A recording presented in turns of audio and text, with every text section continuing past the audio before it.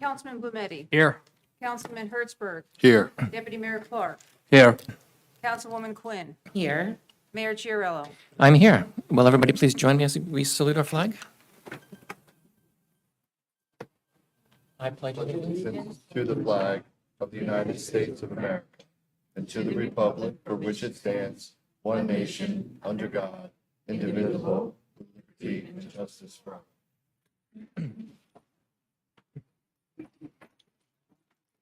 All right. Thank you all for coming out here tonight. We have no minutes to approve, and we have no proclamations to recognize either. So we're going to skip ahead to the manager's report. So will the manager please introduce the report? Yes, thank you, Mayor. Tax Collectors Department, the third quarter tax bills were mailed out on July 28th, 2023, and included information for insert of food insecurity awareness and assistance as requested by the town council.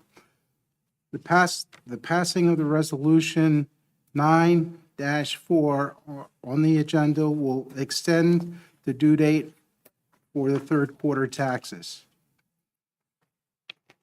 Public Works Department, as part of the 2023 road improvement plan, the following roads were paved last week: Dorothy Drive, Lindsay Lane, Deanna Terrace, King Alex Court,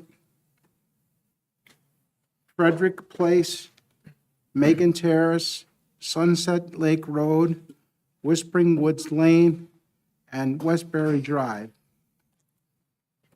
Roadside mowing and catch basin renovations will continue throughout the summer months. Staff are addressing many of the dead ash trees located either on the township properties or in the utilities right away. This will be an ongoing activity for this foreseeable future due to the emerald ash borer. Utilities Department, the Water Department was able to work with the Lake Mohawk Country Club in replacing approximately 100 service curb boxes with multiple broken or worn out valves before beginning their paving projects on the various club roads. Sparta Library, as a follow-up to the last report, the summer reading program has proven successful. The surge in patrons entering into the building during the programs offered, driving the calculation number of the month of July to the highest it's been since the summer of 2019.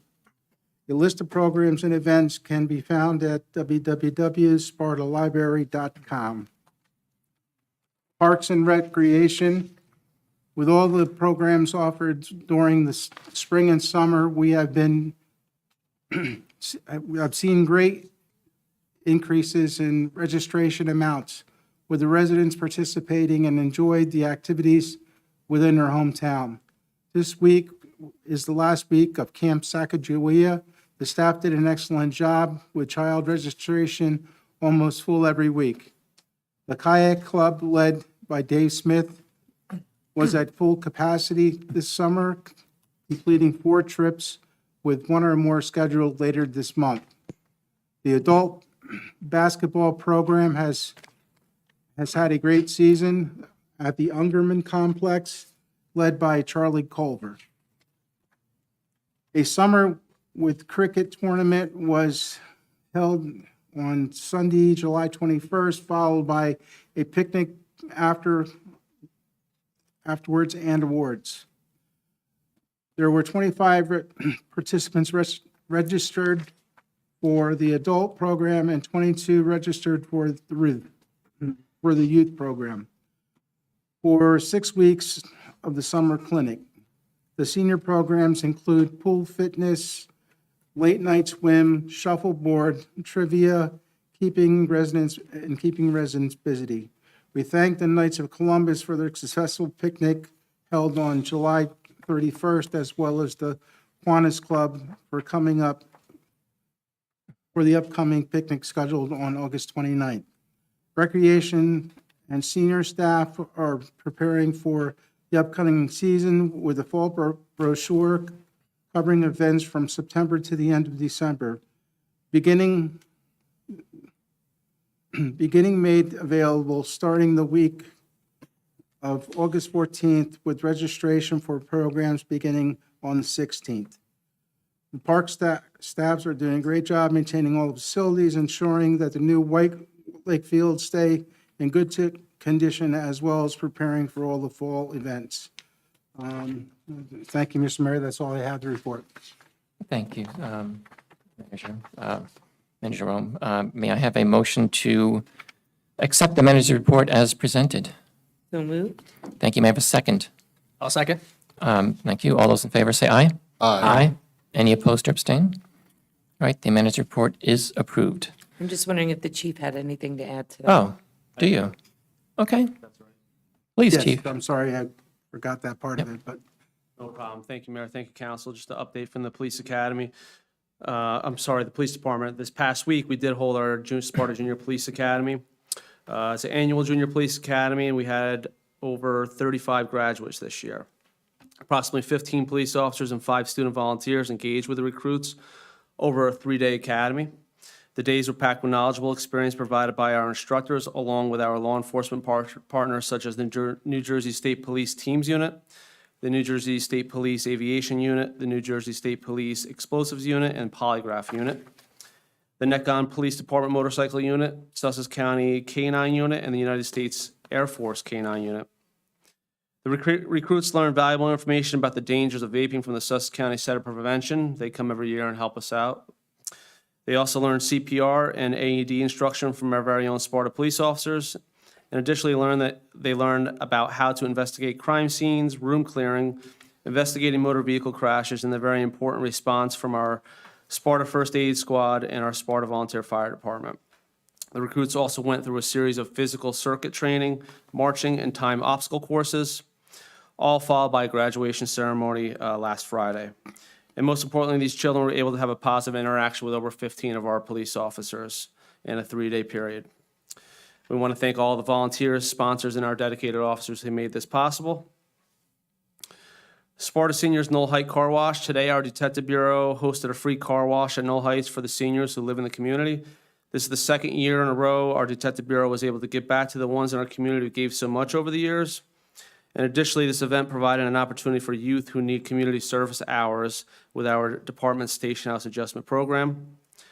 Several youths were able to attend this event, and thank you to Knoll Heights and staff for allowing us to be there. This past Saturday and Sunday, the police department provided police vehicles and police personnel at a new exhibit that was started at the Sussex County State Fair. First responders from across the county participated. This program gave the opportunity for individuals to speak with our officers and take a peek at one of our police cars. Thank you to Sussex County State Fair for putting this together. Just to touch on gun safety, the police department partnered with Project Child Safe. They provided us with free gun locks to give out to our residents. This program is funded by the U.S. Department of Justice, and we had such a great response that we've already given out our entire supply, but we have another 600 locks that should be in any day now. That's information is posted on our website and also on our social media. And we also put information on our social media and our website pertaining to gun safety provided by the Be Smart for Kids, who just recently spoke at our council meeting last month. This information is very informative, so if you could take a look at that. Prepping for the upcoming school year, the police department is in the process of reviewing all the MOAs with all of our public and private schools. Additionally, we're also reviewing all security plans and making sure our officers remain familiar with the school operations and staff. And last, our officers continue to train in response to an active shooter, and this training is vital for to be prepared for any threat that may arise.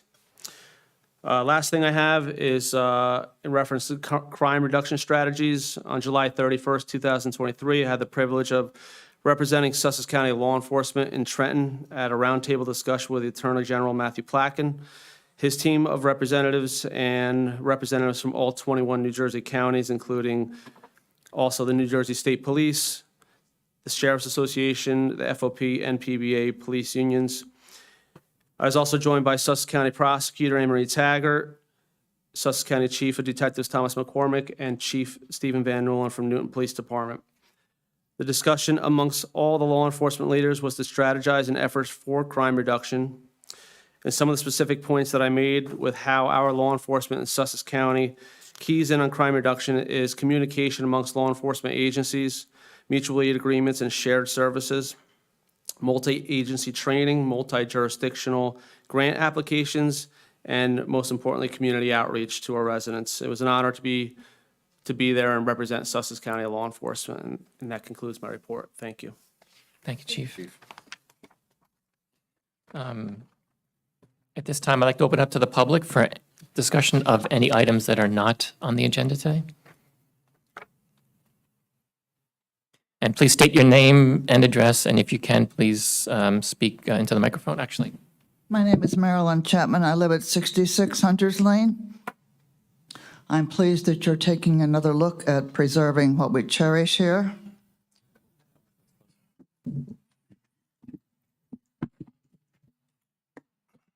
But I have some questions. I read the article in the Sparta Independent. My first question has to do with, quote, "The zone west of Route 15 also includes a wellhead property where a road could be added." I'm sorry, Ms. Chapman, these are for items that are not on the agenda. If you have any questions for things that are on the agenda, there's another section for that. If you, So you're not taking questions up that are not on the agenda? no, for this part of the agenda of our meeting schedule is to have questions or open to the public for items that are not on our scheduled agenda. If you're speaking about ordinance 2315, we will have a section later on for public input on that. All right, thank you. Okay, I'm sorry, but thanks. Well, just a point of clarification, because where the open to the public comes after the hearing of the ordinance, and I want to make sure that my guess is the majority of the people who are here are to speak about that ordinance, and so will they have an opportunity to speak prior to any vote on 2315, given its placement? Yeah, Every absolutely. ordinance gets a public comment period. It's a hearing, right? Yeah, during the hearing. So just to clarify, you will get a chance, even though it's, open to the public comes after the ordinance, you'll get your chance. And also, there's a second open, not on the agenda, at the end of the meeting as well. Anybody else for items that are not on the agenda? Okay, thank you. Seeing none, will the Deputy Mayor please read the expenditures for July 25th, 2023? Sure, I make a motion that we approve the bill list totals by fund dated July 25th, 2023, and the grand total amount of $7,148,082.74. Thank you. May I have a second, please? I'll second. Excellent. All those in favor say aye. Aye. Any opposed or abstain? Any questions? All right, those expenditures are approved. Will the Deputy Mayor please read the expenditures for August 8, 2023? Sure, I make a motion that we approve the bill list totals by fund dated August 8th, 2023, and the grand total amount of $904,843.96. Excellent. May I have a second, please? I'll second that. Any discussion or questions on those? May I have a motion? All those in favor of approving the bill list, say aye. Aye. Any opposed or abstain? The August 8th expenditures are approved. At this point, we are introducing two ordinances, 2317 and 2318. There's no public comment on the ordinances when they're introduced, and there's also no discussion of the ordinances from the dais, with some exceptions. That said, sorry, do you have? Is there going to be another open forum? Because I had a question that I didn't get up in time. There is at the end of the meeting. Okay. For anything not on the agenda. Is that Yeah. okay? Okay. All right, thank you. Mr. Mayor, I'd like to ask a question just about 2317 in terms of, it's important to support all of our township employees. Okay, actually, can you hold that until it's introduced? Okay, sure. Thank you. So will the clerk please read the title of ordinance 2317? An ordinance of the Township of Sparta amending salary ordinance for non-union and union employees. Thank you. May I have a motion to introduce the ordinance as read? Make a 2317. motion to introduce 2317 as read. Thank you. May I have a second? Second.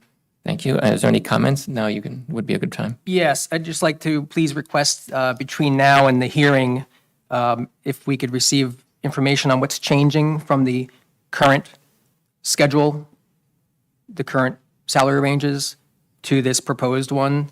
I know it's important to support all of our employees.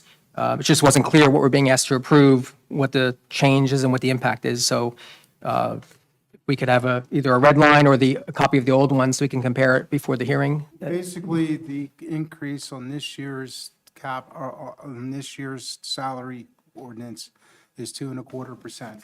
So the ranges were increased to accommodate that 2.25%. That was the only changes? The only change. Okay, thank you. Any other questions about the ordinance's introduction? All right, may I have a roll call vote, please, to introduce ordinance 2317? Yes. Councilman Blumetti, Yes. Councilman Hertzberg, Yes. Deputy Mayor Clark, Yes. Councilwoman Quinn, Yes. Mayor Chiarella. Yes, the ordinance is introduced. Will the clerk please read the title of ordinance 2317? I'm sorry, 2318. You can read 2317 again if you'd like. It was a really good one, but 2318? An ordinance requiring the installation of a key lock box emergency access system for use by the Sparta Township Fire Department during an emergency or any other action deemed necessary by the Sparta Township Fire Department. Thank you. May I have a motion to introduce ordinance 2318 as read? So moved? Thank you. May I have a second? Second. Any discussion of 2318?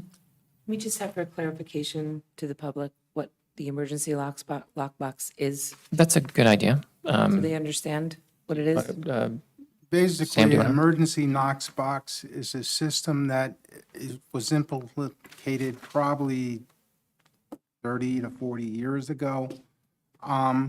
What it allows is different businesses or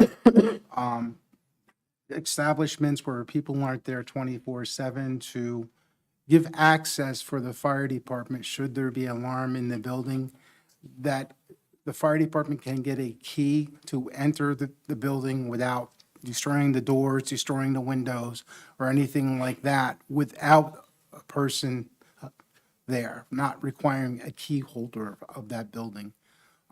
It's a 100% secure system. It requires a dual activation in order to be used. The dispatcher would set off tones, and at that point, once they set off the tones, the fire department would be able to open up the box on the apparatus that has the key that opens the Knox box.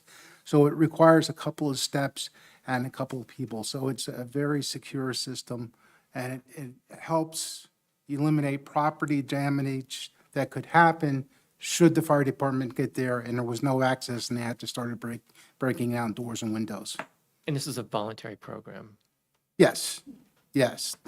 It would be up to the individual to decide whether they want to participate in it or not and put the Knox box on their residence. Excellent. Thank you. Any other comments or questions on 2318? Okay. May I have a roll call vote, please? Councilman Blumetti, Yes. Councilman Hertzberg, Yes. Deputy Mayor Clark, Yes. Councilwoman Quinn, Yes. Mayor Chiarella. Yes, the ordinance is introduced. We have two ordinances up for a hearing. Next one is ordinance 2315. Will the clerk please read the title for ordinance 2315? An ordinance of the Mayor and Council of the Township of Sparta amending Chapter 18 entitled Comprehensive Land Management Code to amend the definitions under 18.2 and to amend portions of Section 18-4.31A entitled Planned Commercial Economic Development Zone, PCED. Thank you. At this time, is anybody from the public interested in comment on 2315? Do we have to make a motion first to?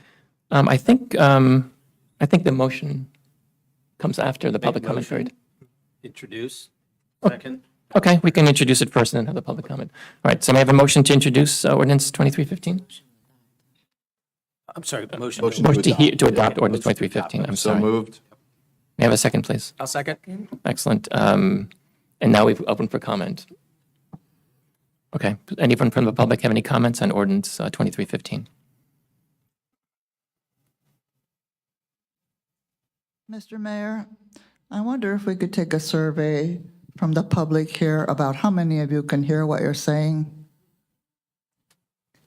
So, what I'm saying? what all of you are saying. We can't comment on or approve anything if we can't hear what it is you're doing. Okay. I don't know how to Can respond we to have that. a raise Well, of hands of all the people who heard what you said? Better than I thought, thank you. okay, sorry. I do mumble and I talk too fast, and my wife reminds me of it all the time, so I'm going to try to talk a little bit slower and more, and less mumbly, so I apologize. Any other comments on 2315? Good evening. My name is Mark Scott, 9 Pueblo Parkway. I just wanted to tell you why I moved to Sparta. I moved to Sparta for fresh air, green grass, beautiful fields, great lake, unclogged community where there was less traffic from Jersey City, where I moved from. And I'd like it to stay that way. I don't think.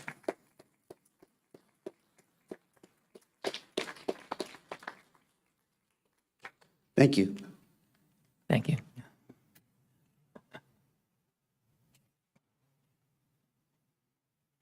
Hi, good evening. My name's Ron Day. On behalf of the And Planning state your Board. name and address too, please. I'm Ron sorry. Day, Yeah. 22 Fox Hollow Road, Thank you. Sparta, New Jersey. So on behalf of the Planning Board and the subcommittee, I want to make sure that everyone understands the proposed ordinance. I think there's been some misunderstanding based on people I've spoken to. So I just wanted to run down a few of the changes. I know we went through it last time. But when you look at the existing ordinance compared to the proposed ordinance, I think what I think some people are missing is that the planned ordinance actually reduces development compared to what's allowed under the existing ordinance. A couple examples are when you look at the existing ordinance today, they allow for hotels and conference centers. Lots of traffic, lots of water use. The proposed ordinance has actually deleted them, recognizing those were concerns of the public. In terms of agriculture, again, I want to make sure everyone understands. The old ordinance allowed for agriculture, as does the proposed ordinance. So there's nothing in the ordinance that's prohibiting agriculture. If anybody wants to buy the land and farm it for those reasons.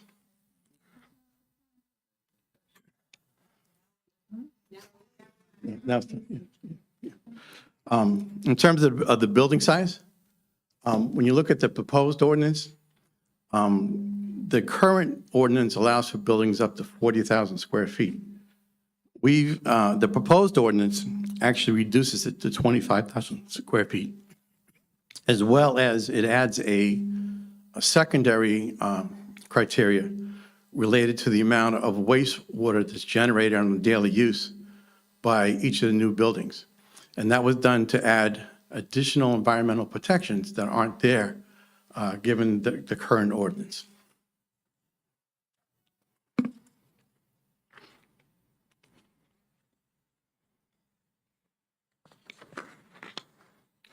In terms of drive-through restaurants, and I know this has been a concern of the public, the current ordinance and the master plan allows for drive-through restaurants without any special conditions compared to the other buildings.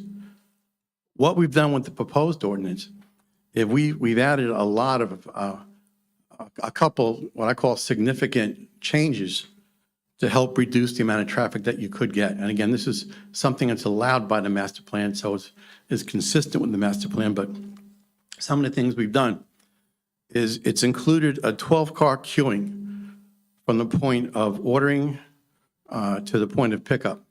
And the idea there was to get the cars off the road and reduce the traffic that you could have associated with any drive-throughs. I know we experienced some problems with that in the past, and I think what we've done here exceeds what's been done to correct that. So that's another one. wellhead protection. When you look at the current ordinance, there's no mention of any wellhead protections. The current ordinance adds a 50-foot setback from the wellhead property, and that was done as an environmental protection to protect the water supply. One of the most significant things of the ordinance change is that when you look at the current ordinance, and this is an area that's always been a concern to a lot of the public, the current ordinance permits impervious coverage up to 40% of the lot area. And that's significant when you think of wastewater and water protection. In fact, the current ordinance allows for up to 45% of impervious coverage when you look at the hotels and conference centers, which we've eliminated totally. So in addition to that, what we've done is we've reduced the impervious coverage to 30%. And I think that's a big change, and not a lot of that was driven by recommendations from the Highlands Council in terms of looking for ways to reduce impervious coverage. The last thing is in terms of roads, because I know traffic is the big concern. So the current ordinance requires that there be a new road for any new development that would be built from the traffic light that's on, Route 15 and right across from Starbucks. It also encourages a second road to be developed from Wilson Road. What the new ordinance does is it still requires that new road, but now it also mandates that a new road be built, and it's mandated if you're going to bring in a warehouse or a light industrial application. And the thought process behind that was to basically get the trucks and that type of traffic off of 15. So in summary, the new ordinance reduces building size, it adds environmental protection, it focuses on uses that are really an off-peak rush hour traffic, and adds standards to help minimize the traffic.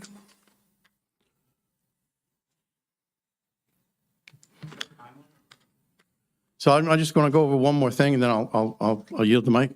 Just in terms of the uses that we proposed, and I think this is important for people to understand, traffic was a concern. So in terms of, when you look at the uses, we really tried to encourage retail and restaurants. And there was a conscious reason for that. When you look at those type of uses, that's really not going to impact your morning traffic for the most part. There might be one or two. And the reason I say that, is when you look at those type uses, they typically don't open up to 9:30, 10 o'clock, where the rush hour, the morning rush hour is gone.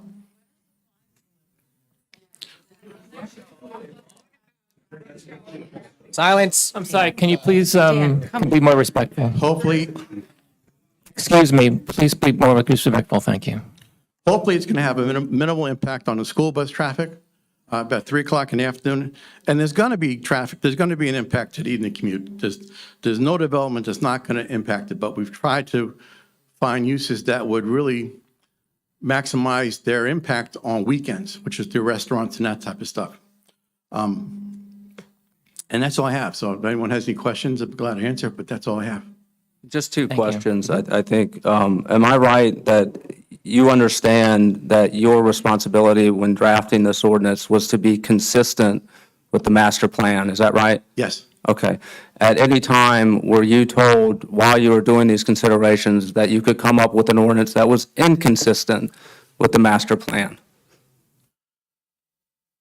It was discussed and was highly recommended against. And the way that we understand it is the only governing body that can introduce a inconsistent master plan is the town council. So you were told that there is a mechanism by which you can pass an ordinance that is inconsistent with the master plan, but that authority, as you were told to understand it, resides with this body, not with the planning board? No, so let me clarify that. So the whole discussion on section 62 did not occur until Mr. Dash brought it up in front of the town council. There was some discussion subsequent to that. But again, recognizing that we don't have the authority to recommend something that's inconsistent, We left it to the town council and said, let the discussion happen here. So during discussions, during the drafting of the ordinance, section 62 was never discussed. Okay, that was my question. Thank you. Okay. I'm sorry, we, can we this is direct not a it? hearing. I This is think not a- this is not a we need to let discussion, the so- people speak and serially, and if you have questions, you can speak later. This is not fair because he was told to come at the last meeting where nobody could ask him questions. He gave an entire presentation so that the public could see what this was all about, but then we didn't let anybody talk. It was an introduction. He should have been given his presentation here where the public can ask questions. Well, he gave his presentation while the ordinance was introduced, Right, but we didn't allow questions. of him? Correct. Correct. Remember, we talked about this after the meeting. I said he should have given his presentation during the hearing so people could ask, and you said you agreed. Did not allow questions. There's also two planning board sessions at least where the public had an opportunity to ask questions. So I think that plus tonight, I think we should be able to handle all the questions. Okay, hang on just a minute. Let's go have the public comment period, and if there's time permitting, then we will bring a representative from the committee that drafted this, Mr. Day, to answer some questions. Yeah. Thank you. Thank you. Still Marilyn Chapman, still at 66 Hunters Lane. I was pleased with the article Independent discussing what you're planning, but I do have a few questions. The first one states, the field across from the ShopRite has wetlands and required setbacks. The zone west of Route 15 also includes a wellhead property where a road could be added. Why would you add a road that close to a wellhead? Surely that must be an impervious surface. Okay, actually, this brings upon a good question. Typically, when we have a land use change like this, we do have experts here to come and answer those questions directly. I think in that point, it would be appropriate for Mr. Day to take a seat up here and act and be able to answer some questions. So if you don't mind. I don't think that's fair to you to blindside him. And where's the chair? No, we're asking somebody to answer. I can't answer Marilyn's question, but the person who drafted that ordinance can. So I think it's appropriate for our planner or I can that clarify, committee. the wellhead is not on the property. The wellhead is in the property next to it, the township-owned property, which is there existing today, which is next to this zone. Do we have any professionals here or members of that committee that can help answer some questions from the public? I see a couple of them. And if you want, please take your seat at the table over here. And we only have 2 seats, so maybe we just 2 people. Or we can bring a third seat over.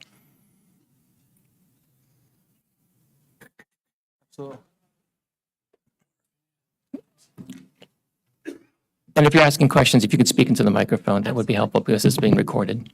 Ms.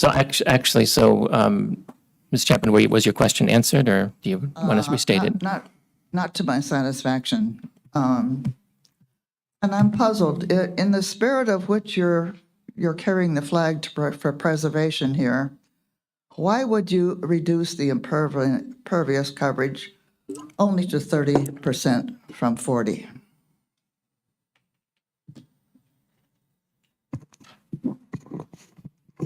Okay, so let me answer the last question first. So we talked about impervious coverage. And when we looked at what was in the Highlands Council, we didn't know how to specifically relate it to Sparta. They gave studies that were done in other areas. But there was definitely a large recommendation to look for reductions. So 30% is what we felt comfortable with. Okay, but I don't think the public here would feel comfortable with it. Is it true that a reduction further than that would be inconsistent with the master plan, though? Or- I would think so.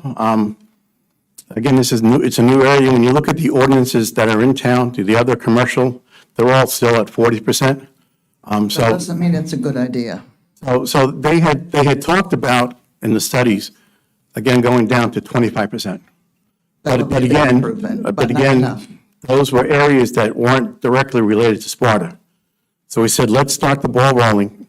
And I think one of the recommendations of the subcommittee was that when we get to the master plan, we look for further reductions. But let's understand it before we go too far down.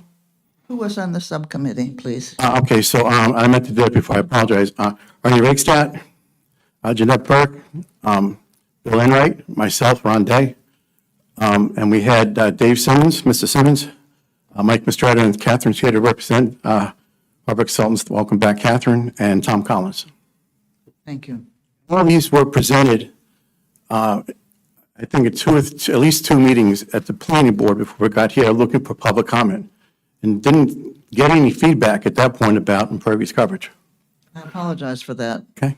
I think the public has been too far asleep. I'm puzzled that you are interested in some more golf courses. Certainly, Sussex County has a lot of golf courses. Why would you put golf courses here? So I think what's there is driving range, which was an allowable use previously. Golf courses, I believe, are permitted, prohibited use due to the size. But driving range is there. Was always been there since 2018. So we didn't add it, we just didn't delete it. Deleting it, I think, would be a real benefit. I agree. But let me go back to, and I don't want to say this with everything. These were all presented, and no one took exception during the presentations. I apologize for that. Yep. Golf courses are prohibited use under the ordinance. Sorry. Well, what's the difference, what's the real difference in real terms between a golf course and a driving range?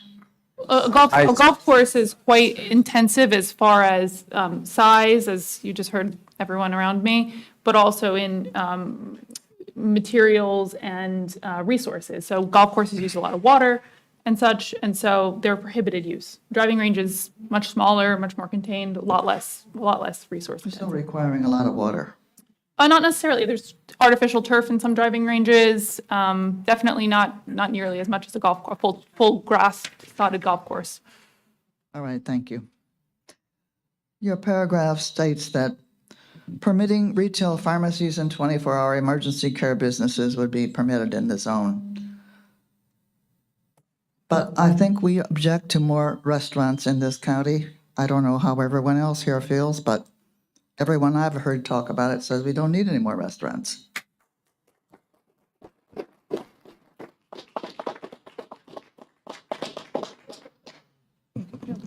So let me just clarify, I'm not sure, based on who's here tonight, but I know there was a lot of talk with other people as well. And there are some that do. I don't know if they're here tonight. I'm suspecting they're not. But again, the restaurants, when you look at that use compared to like a warehouse or an industrial center, and the traffic caused by both of those, and the hours of traffic that's going to be generated from both of those uses, we had to have some uses. So we figured restaurants was a good use for that zone. Making a comparison between restaurants and the warehouse Right, but you got to look at the whole thing. doesn't satisfy me at all. Okay, Thank you for listening. thank you. Thank you.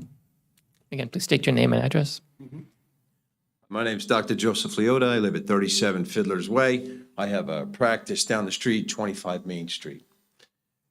I've lived in Sparta going on 20 years now. I have children in this school district, 2 graduated out. I have 3 more in the school district now.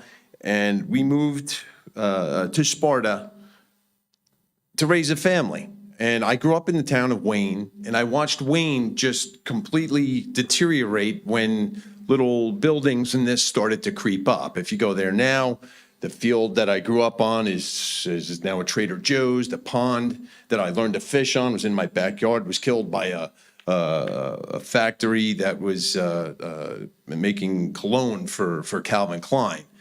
This urban sprawl, this thing that comes along and it congests our roads and it makes my commute, what used to be 7 minutes, now takes me almost a half an hour, literally to go from Fiddler's Way to Main Street. And that's not just, that's not even talking about the reverse commute going home. The school buses, my kids are on those school buses. They do take longer now. This is, I don't know where you're getting this information from, but now if you're going to divert road, if you build this road, that's going to go from 15 through Wilson, that's actually the road that I have to take now to get to work. And you're going to make my commute even more arduous.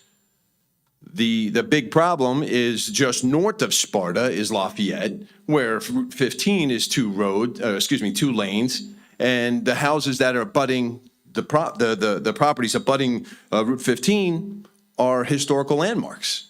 So you're not going to be expanding Route 15 north. So now you have a bottleneck that's going to be forever in Sparta. You're going to dump more trucks on these roads, which are not meant to be traveled by 18-wheelers. You're going to increase train traffic.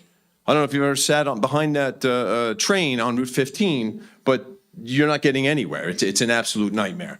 I didn't move to Sparta to live in a big city. I moved here because it's green, because the people are nice, and this is where I chose to practice medicine. This is where I chose to raise my family. I object to any more development on Route 15.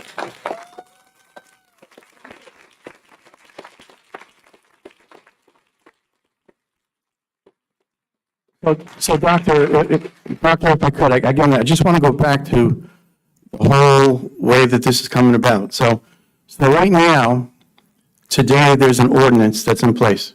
It's been in place since 2018. When we looked at it, the goal was to reduce the amount of traffic that we would receive. So the proposals that we are making all generate reductions. I'm not going to say reduction in traffic, because any development's going to cause new traffic, but it's trying to minimize it. We're not proposing to add anything that's going to add traffic. So I think there's a perception there. Well, sorry. What we don't want to do is leave the existing ordinance in place. That's the goal. Don't leave the existing ordinance in place, come up with something that's better than what exists today. Okay, yeah. Excuse me. Guys, Please. can we please just remember, these are volunteers. Okay. These are volunteers who just took these positions to try and help the community. You may not agree with what they've done, but they are volunteering their time to help. So respectfully disagree, but do it at the microphone and don't yell from the crowd, please. Yeah. I'd like to add a comment to clarify. So this is not a vote tonight to approve development on any land where it can't be developed right now. We go back a step from Mr. Day said, back in the beginning of this year, the planning board sat down, created a subcommittee to look at zones that were at risk while the long-term master plan was being developed. That is 9 months away or 12 months away. Everything tonight we're talking about is an interim step to tighten the controls and protect what could come in tomorrow morning. So what we're doing, what he's talking about and what this proposal is for, is to put more restrictions and make it more difficult for anything big or as disruptive to be there. Look, I do not like traffic. I do not like overdevelopment. Many of us don't. So just keep that in mind. This is a step to monitor and to tighten up for the short term. This is a strategy. This is not, if we leave it like it is, it's worse than it would be tomorrow if this goes through. So just from perspective, that's kind of how we got to here. This is not the long-term vision. But I think Mr. Day made it clear that he wasn't aware of another strategy that would actually limit the uses. I understand the confines of which the task that you were asked to do, and you did that job ably for the task. There's we can get to that at some point, but I think that people also have to remember it doesn't have to be this way. There's another way, and we can get to that. Any other comments from the? Also to clarify, this is not a personal conversation forum. Also to clarify, this does not preclude any other actions or any other plans to change that zone as well. They could be done in parallel. So this does not preclude action in a few weeks or in 6 months or in 12 months. Okay, thank you. Please state your name and address for the record. Ron Peoples. I live at 35 Fiddler's Way in Lafayette.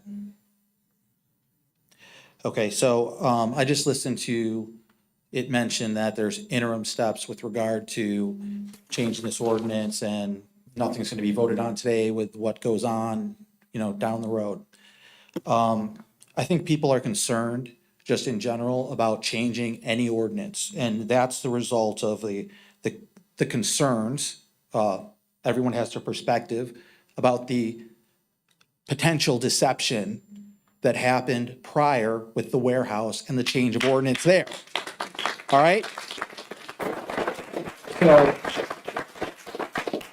I think that what we have is a crisis with regard to a lack of trust. I don't think anybody really trusts what is being said.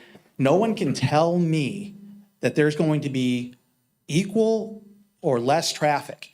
There is no possible way that I can look at a person who says that when I live on the corner and have any sort of respect, because it's not true.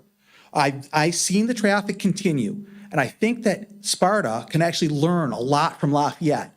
When Sparta floated the bond to build the middle school, and they didn't have enough people, enough places for the kids to sit. And then they built the high school, which could have built a university for the amount of money that cost. Lafayette saw that and said, let's get ahead of it, all right, to build a house. It's no longer 3 acres, it's 5, because we know what's going to happen with schools. The historic buildings, again, they were getting ahead of that, like the Maybe House.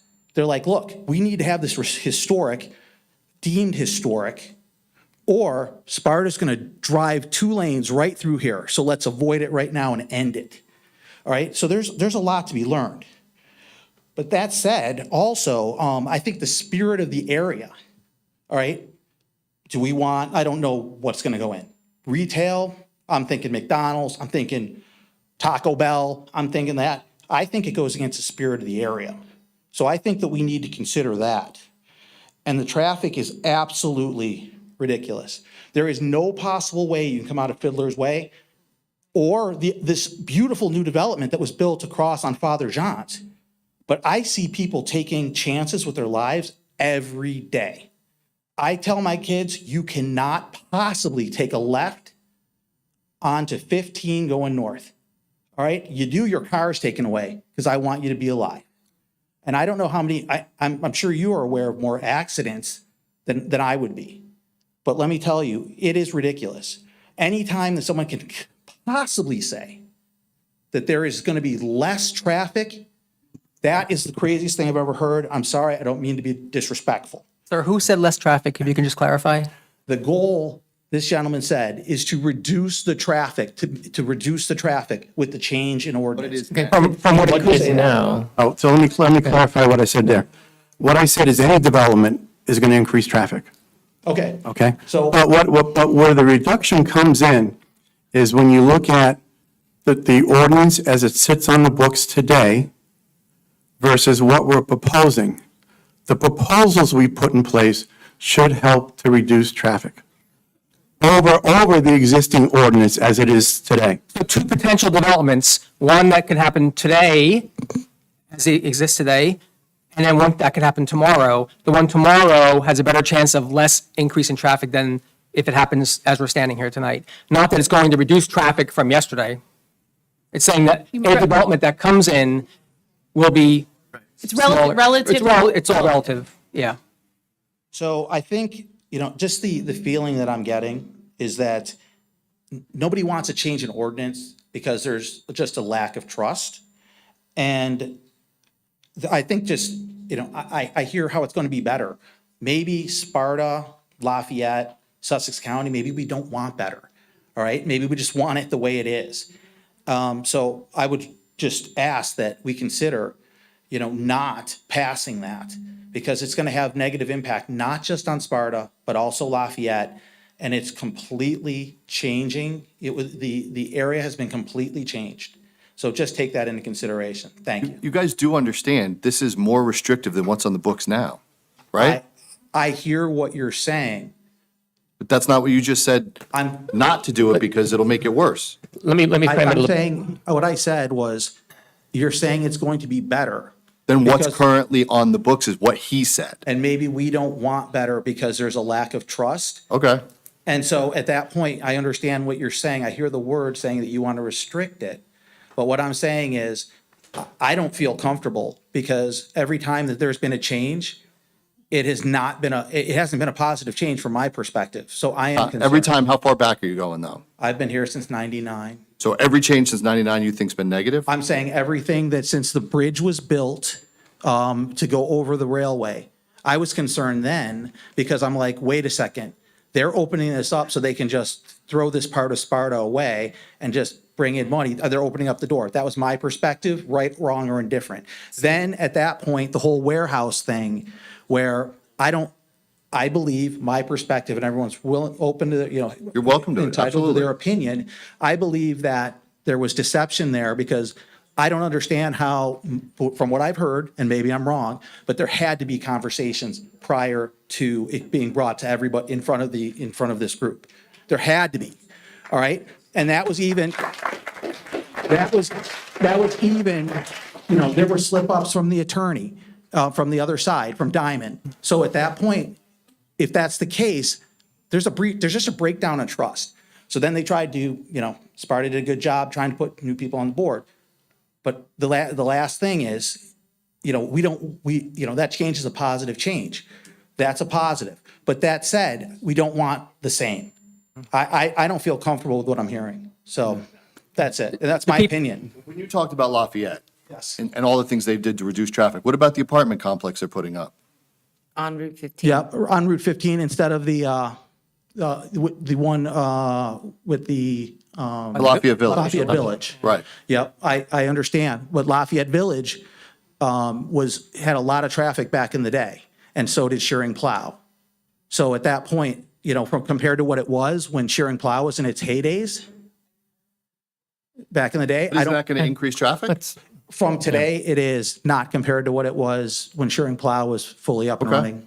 Can I bring it back for 1 second? So, Mr. Peoples, I understand you don't have the trust yet, and I understand it has to be earned, but I would say that there's a lot of new volunteers, both up here and on the planning board and on the other boards, that have come in, that there's no reason to distrust them yet. I'm not saying they have to still earn your trust, but I would say, if that just helps your perspective on this. I know, I hear your background and your opinion, but just remember, there are a lot of your neighbors that are new to this that haven't broken that trust. So just, that's a perspective to keep in mind. The old ones didn't break the trust either, so let's not throw people under the bus. Excuse me. Okay. So let's bring this back into perspective. Really So professional. if we did nothing, we can build a 40,000 square foot building with greater impervious coverage.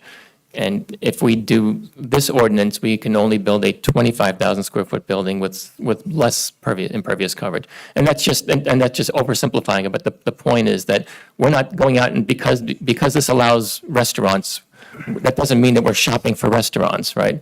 It just, we're changing what's allowed to be built in that zone from this to this. Right, I understand what you're saying. Okay.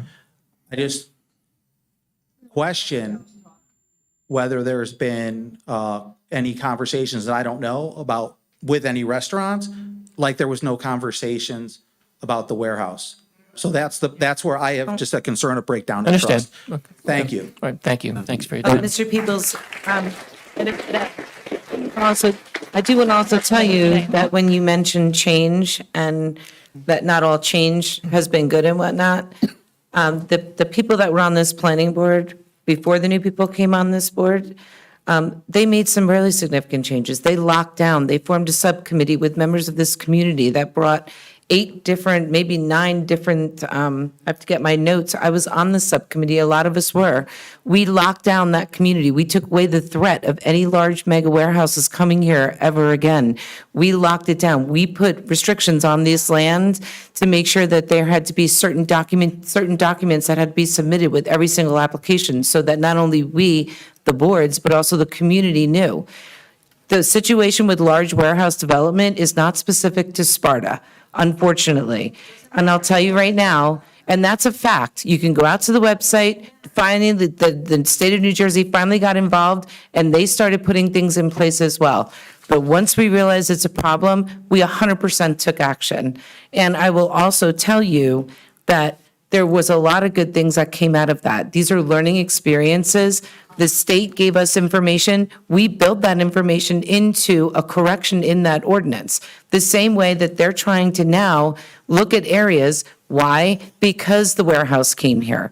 Because there's different uses that can be done. So being proactive to your point about what's going on in Lafayette, that's exactly what they're doing. They're proactively going out and formed another subcommittee to say, hey, let's identify other areas that are at risk, and let's see what we can do within the confines of municipal land use law to be able to mitigate risk. So that is the entire intent behind this. And to bring this further down, to understand, and this is exactly what happened when we adopted changes to the other ordinance. Should we do nothing right now with the recommendations, then tomorrow what could be built there is much larger, could generate much more traffic, has much less restrictions. So again, this is a process. This is one step in the process. Getting to the master plan review is a second step in the process. But I just want to level set, and I'm happy to have a sidebar conversation with you at any point. I think you've had enough of those. Excuse me? Excuse me? Can we bring Really? this back to, do you have any more comments? I do have a comment. Has there been a traffic study done, and has that traffic study resulted in coming up, determining that Route 15 is at its maximum? Yeah, I can answer that. Listen, I've looked at the traffic studies from 2014 through 2021 is probably one of the more recent ones, and I can tell you that, yes, it is, and there is a way to do this. That, you know, I understand, and I have, and let me speak, I know Dean, I know Ron, I trust them. But they weren't given the option of coming up with something that would actually have a far greater impact on lessening congestion and development. They did well with the task that they were given, but and as he told you, they weren't given the responsibility to come up with an ordinance that was inconsistent with the master plan. And there is a mechanism in the municipal land use law that allows, not the planning board, this board right here to do it. And I don't want to speak on it now, that I want the other people to speak on this, but I can explain it to everyone, and happy to do so. But Thank you, Mr. Clark. All right, thank you. Yeah. I'm sorry, please, at the microphone, or not from the gallery, please. I'm sorry, at the microphone, state your name and address, please. Hi, Jill Sedor, 25 Fox Hollow, Sparta. Thank you. Hi, Ron. I want to say first, thanks. That's a lot of hard work you guys have done. And also target the idea of the master plan, because my understanding is that's the baseline for any activity that the town's going to do around zoning, development, everything else. Right? And if that is indeed the case, then I offer that's really should be the focus of the discussion, if and when it's ready for that, right? To share with the town, like, what's the strategy on it? What do you see long term? That, I think, may address a lot of the people's concerns, right? But what we're doing, what we're hearing right now, as everyone is saying, is right now there's an opening, and that's how Diamond was able to put in an application, right? And we need to be able to close that opening as much as possible within the parameters of the master plan. And that's the conversation now. But I think to address the longer term concerns, which I share, I moved here a few years ago because it's open, it's not clogged with traffic. There are no like fast food restaurants all over the place, which I'd like to keep that way. So that, I think, is if and when the town is ready to talk about the master plan, and I heard you say something like 9 months out. In my mind, that's something means it is starting now. Right. And just on that point, I mean, the master plan is like 2 drawers full of, it's big. Updating the master plan is months, if not a year and a half, and a gazillion dollars. So, and that's definitely on the list of things to tackle. But it's going to take, as I said, it's a 12 to 18 months or something in that range. But the problem that the group wanted to address is right now, we can't wait 12 to 18 months. And so we need to, let's look at the most, the areas with the most risk for large development, and with your master plan as your North Star, which is what we have to go by, what's the most restrictive thing we can put into place right now in the riskiest areas to make sure that we can get ahead of anything that might challenge us later on. And so that's what we're working on, but at the same time, we are absolutely working on getting a master plan rewrite. And tell me if I spoke inappropriately.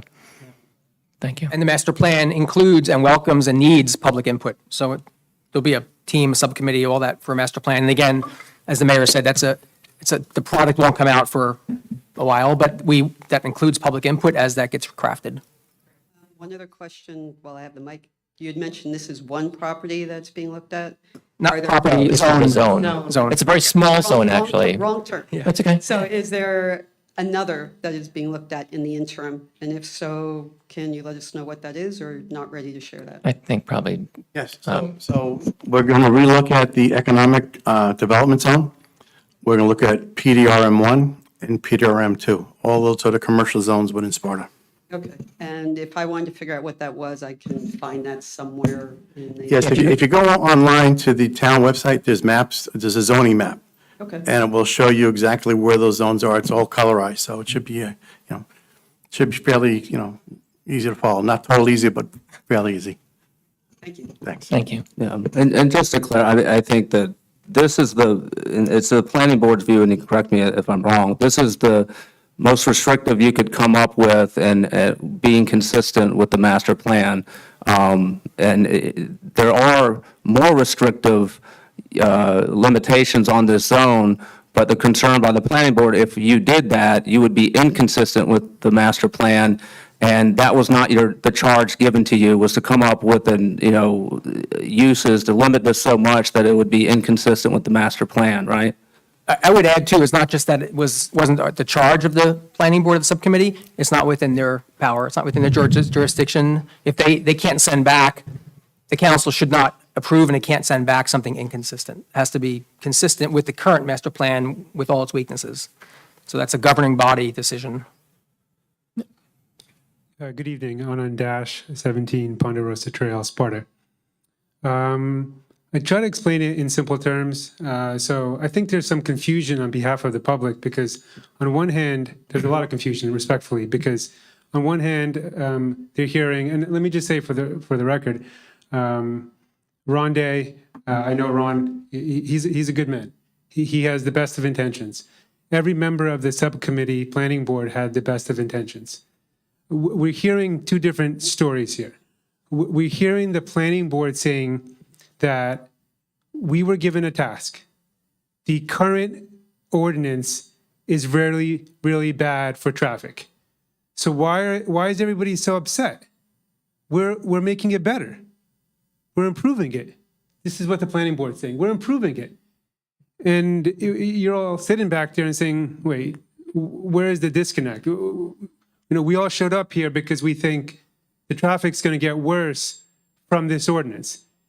Not necessarily. What planning board is saying, what planning board is saying is that yes, right now it's really bad, but if we don't fix it, it's going to be even worse. Okay. So there's an error in that analysis. There's a fundamental error, right? The error is this. The ordinance that the planning board is referring to, 2315, the PCED zone, began in 2018. The uses that existed in 2018 have been there for 5 years. The history of the last 5 years has shown that there hasn't been any development over those last 5 years. Okay. So now we get to a revision, and what the people are saying is, very simply, without understanding the nuances of the planning board's law, is we just want that area to remain development-free without any traffic. How can you do that for us without getting into the legal jargon, right?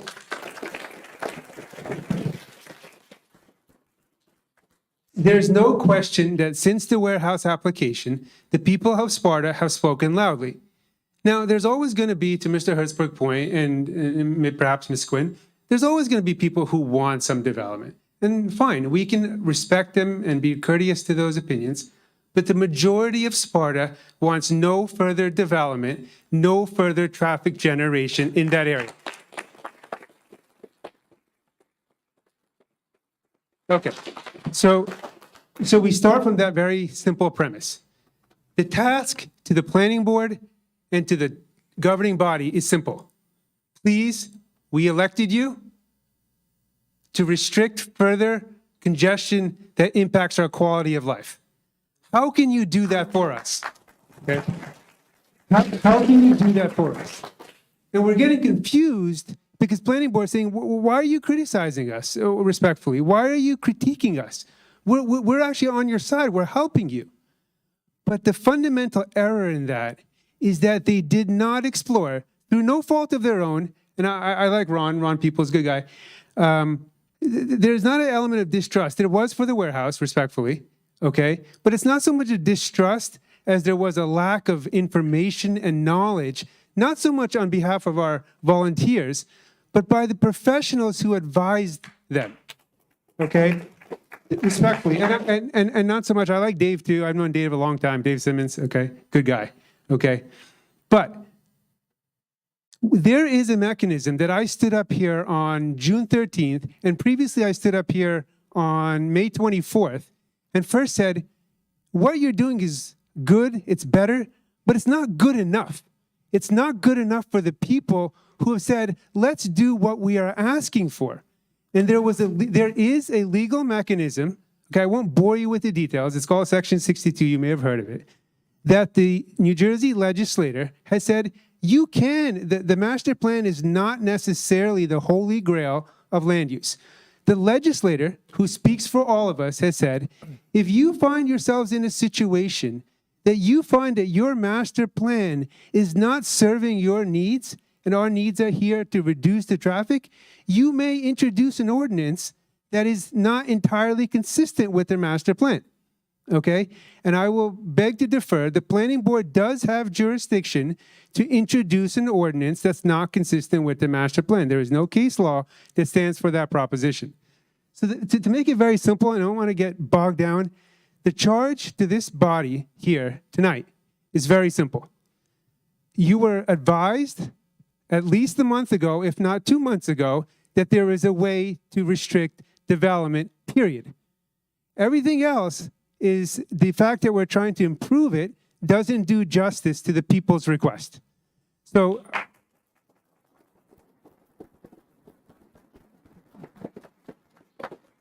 the other refrain we keep hearing over and over and over again is, well, if we wake up tomorrow, the current ordinance is so much worse.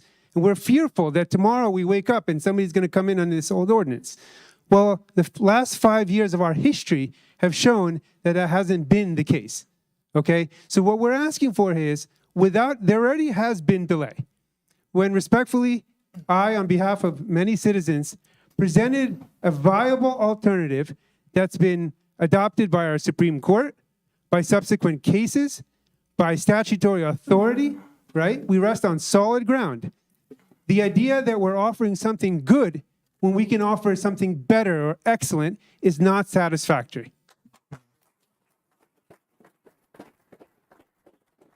So most people here don't really understand master plan consistency, inconsistency, zoning, buffers, impervious coverage. Most of us are not here for that, right? We're here to have our goal accomplished. And it's not, as I said, a distrust per se, but it's that when the option was given, respectfully, it was said, no, we're not taking it seriously. And that's why we came out here tonight, because it wasn't taken seriously. It was, Mr. Dash is saying it. Mr. Dash, excuse me for interrupting. I would not say that wholeheartedly, that you could say that across the board, that that's a statement of fact. That's not a fact. Which one? That it was not taken seriously by anyone. Okay, but as we And actually, hear, to build on that, I don't mean to. It is important for so many people, and if I say things that offend, I don't mean to. I really don't mean to, and I think we all know each other. We're friends, by the way. We're all friends here. All these guys up here, I'm friends with them. Okay, but this is an academic discussion. It's an academic discussion that transcends the knowledge that many of us sitting here have. And there's nothing wrong with friends agreeing. We argue with our spouses. We disagree with people we like. And I know Ron, and I know Dean, and I'm friends with all of them. But we all have a higher duty to separate those friendships, to separate our personal feelings for each other. Is my feeling going to get hurt? What I'm saying tonight is that the people of Sparta have asked this body to answer their cry to restrict development, number one. Number two, there is a mechanism that we can start tonight without a stopgap measure. We can start it. It should have been started a month ago, 2 months ago. It wasn't, but we can start it again tonight. There's no reason to say good is good enough. We can't do better. The idea that we're waking up tomorrow has not been borne out by the facts. Okay? The idea that what we have now is worse is not an excuse to put in better today. Mr. Dash, can I ask a question, an important question? I'm going to use your bad, good, best analogy. Please. So if we have what today is considered bad, and tonight the only choice on the table to put into law is bad or good, does approving good mean we can't do better or best in 2 weeks, 4 weeks, a month, or 2 months? Yes, it does. Why? Please explain that. It does. Okay. Most governments, take Congress, for example, when they legislate, right, and they're passing a policy, they don't say, well, we're going to enact this law, and then we're going to fix it in 2 weeks or 3 weeks, right? That's not how legislative government works. They absolutely do. Okay. Have you Well, seen we can- stopgap government I spending don't wanna measures? debate. I gave it as an example, okay? But here's why. Here's why, Dean, case law-wise. The courts have said, if you're telegraphing to developers what you're doing with your town, let's enact a comprehensive scheme, a comprehensive plan that sends a clear message to developers what you're doing with this zone. Right now, the better that we have that you're proposing is sending a mixed message, respectfully. It's saying, you know what? You can't come in with that very obnoxious development, the very onerous development, the very big warehouse, but you can come in with the Popeyes. You can come in with a modest Taco Bell, okay? And what we're saying is, why even go to the modest when, again, if we're talking about timing, it should have been done respectfully.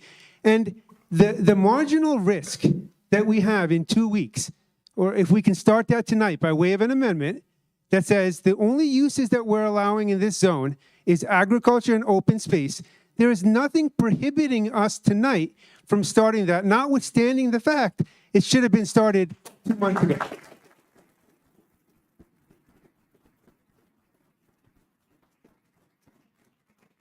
Appreciate your opinion. I'm not as concerned with that mixed message coming out. My priority is doing what we can right now to close that risk and to close that window.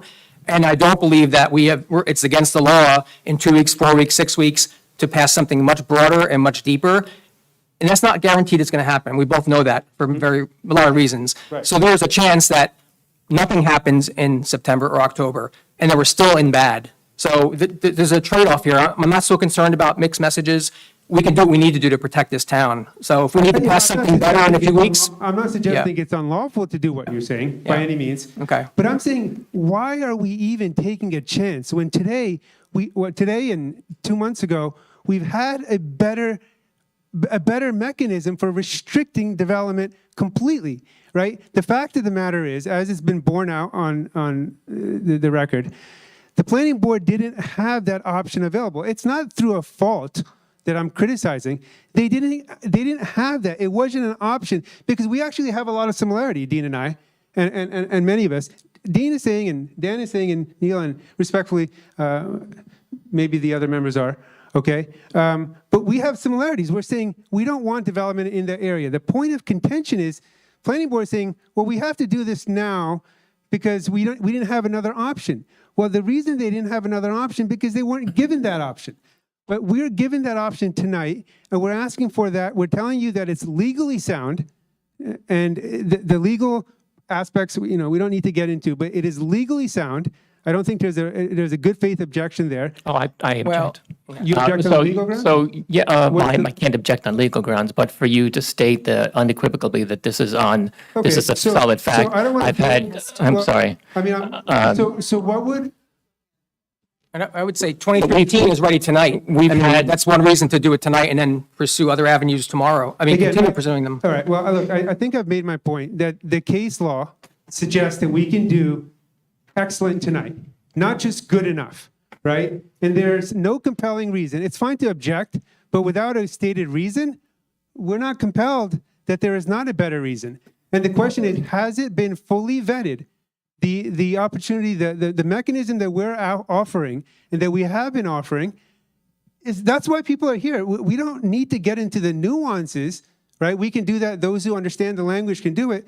But the fact of the matter is, the people have a request, right? They put representatives in to honor that request, right? That is the very essence of a representative government. The challenge, the objective, was to satisfy that. Right now, we are falling short. So if I may, your legal opinions are not shared by the professionals and the legal people on the staff that we've spoken to, as specifically that this is on completely solid legal ground and we've got no reason to say this can't be done. Other towns have tried this, have been sued and lost. Doesn't mean that we couldn't do the same, that we wouldn't be successful if we tried something as risky as this, but it means that this has to be done with prudence and caution. It also means that there is legal risk. No doubt about it, there is legal risk. And legal risk needs to be studied and measured and with a nice measured approach to it. And that's There's legal the- risk with this ordinance, right? I mean, I think a so this reasonable person could ordinance- say this ordinance is inconsistent with the master plan. How is that? Go look back at the actual provision in section 18 that talks about limiting congestion and allowing the free flow of traffic. So there's arguments that could always be made to say that there's legal risk. And if you want case law that actually upheld what Mr. Dash is talking about, it exists. It's out there. And it's happened where there was already an application. I can give you an example. You know, Manalapan Realty versus Township Committee, 639, 8-2nd, 318. This is where they're building a shopping center, and Home Depot wanted to come in. Town didn't want Home Depot coming in. Everyone came out and said, no Home Depot, that's too much lumber, too much traffic. Well, guess what? What the township did, what the municipality did, was the town council there passed an ordinance that they said was inconsistent with the master plan to restrict any type of retail that would allow lumber places. Now, they admitted that was inconsistent with the master plan. Excuse me. I need your water. So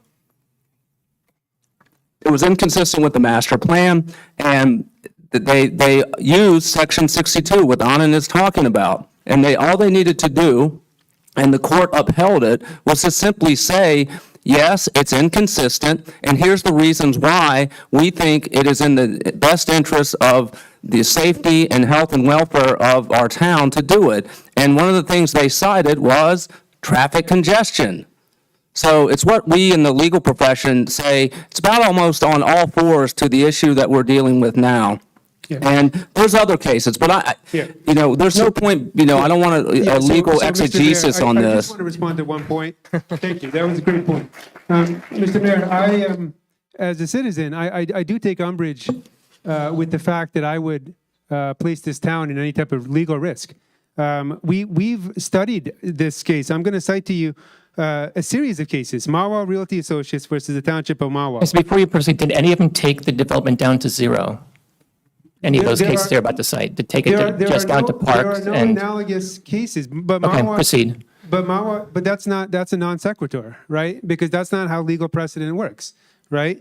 So Mawa Realty Associates versus the Township of Mawa, the appellate division, it's a recorded decision, a published decision, okay, Tom, it's 420 NJ Super 341, okay? Appellate division 2011 case, and in which the court stated very succinctly that the Township of Mawa can pass an ordinance that's not consistent entirely with the master plan, okay? In the instances that you've cited, okay, you have the Rhea Finnegan case, okay, you have East Mill Associates, that's at 241 NJ Super 403.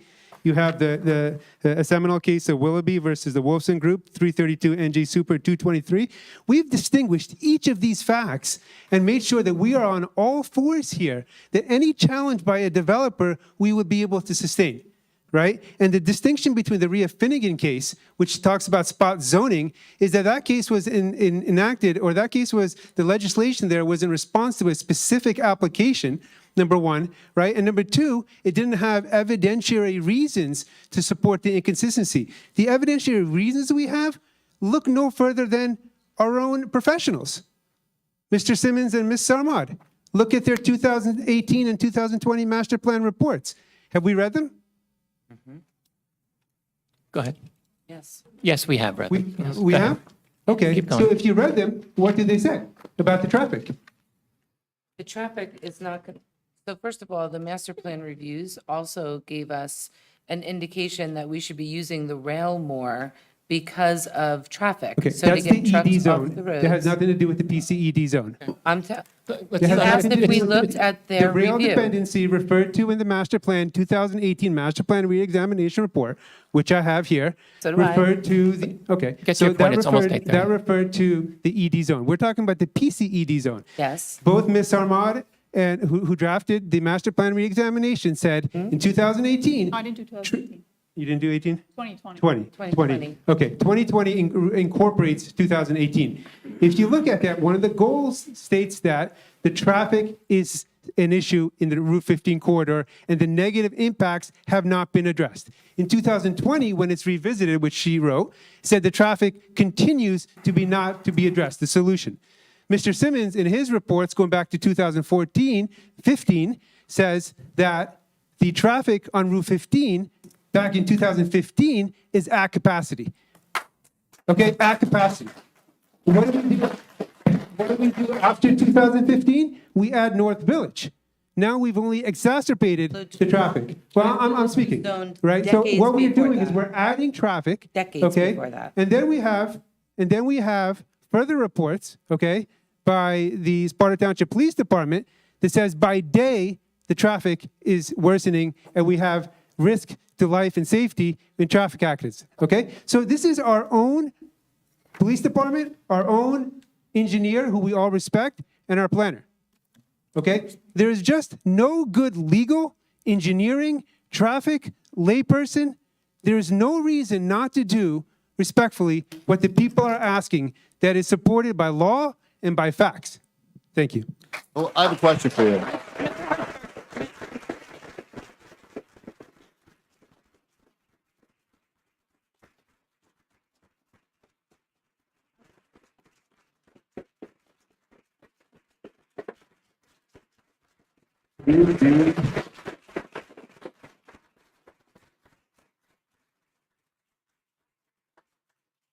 Dash, excuse me, Mr. Dash, have you reviewed the letter from the Environmental Commission last year threatening development in that area?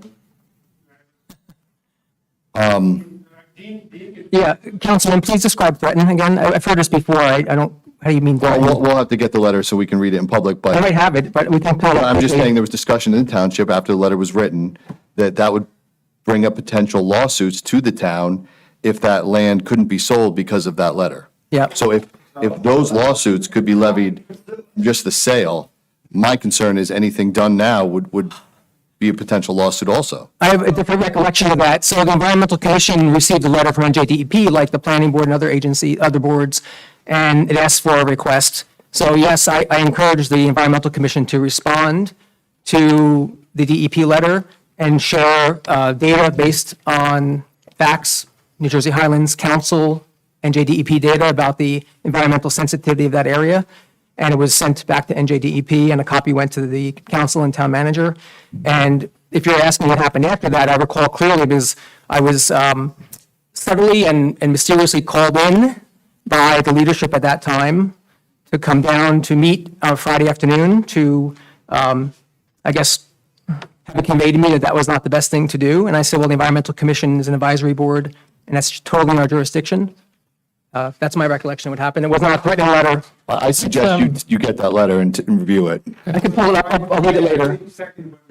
Yeah. Okay, thank you. Mayor Chiarella, do you I'm mind? sorry, you can't, I'm sorry. Go ahead. Do you mind if I just respond about the master plan Yes, comments? please, go ahead. Because I want to have them be correct. I didn't want to add a context. Sure. One of the recommendations in the prior master plan, which a master plan reexamination requires you to look back at what recommendations have been already taken care of and what continue to be unaccomplished and should be recommendations carried forward. Specifically, the recommendation from a prior master plan that was incorporated here to be looked at further says the board through the circulation element of the master plan should examine the relationship between land use and traffic congestion, specifically in the town center and Route 15 corridor, and develop strategies to reduce the negative impacts. In response to that, the recommendation moving forward was, yes, update the circulation element. It's a valid objective, still needs to be addressed. And two, beyond using the master plan, it's recommended that development applications before any of the township land use boards, zoning board, planning board, shall be required to provide traffic studies for proposed development, especially in these two corridors, to document existing traffic patterns and understand additional impacts. So there are recommendations. It further says that these traffic studies should be used for mitigation strategies, off-track contributions, which should be considered by the township boards as necessary. So there are recommendations within that master plan that do say, this is a problem, let's do something about it, at least at the board level and definitely at the master plan level. It never was accomplished. That happens with master plans. Mr. Dash, for pointing this out, wonderful. I don't think it invalidates anything about this ordinance. It actually says there are traffic report recommendations or requirements as part of this ordinance that have been implemented. So I think it does address it even just partially. Yeah, and I will just say the traffic studies that were done would support an ordinance that would restrict uses in this zone to agricultural, open space, and outdoor recreation. Because you can use those same studies that you used as a basis upon which why you are having an ordinance that deviates from the master plan. And to do that, we would go far beyond what other municipalities have done where they've tried this. Where they messed up is they didn't have any basis. We have more than just the basis of the lived experience of the people in this room, right? I wish that were enough, right? It should be enough. But the law doesn't look at that way. The law says I need more than that. Well, guess what? We have that. We have studies from 2014, 2018, 2021 that talk about capacity in this zone, about intersections in this zone that are rated F. F. Everyone, hopefully no one in this room knows what F is or never got one, but that's not good, right? So we have it now. And that was Mr. Dash's point. We don't need to wait around for, 5 months to figure out what's going to happen with the master plan. We can do that now. And what the people are telling us is do it now. Okay.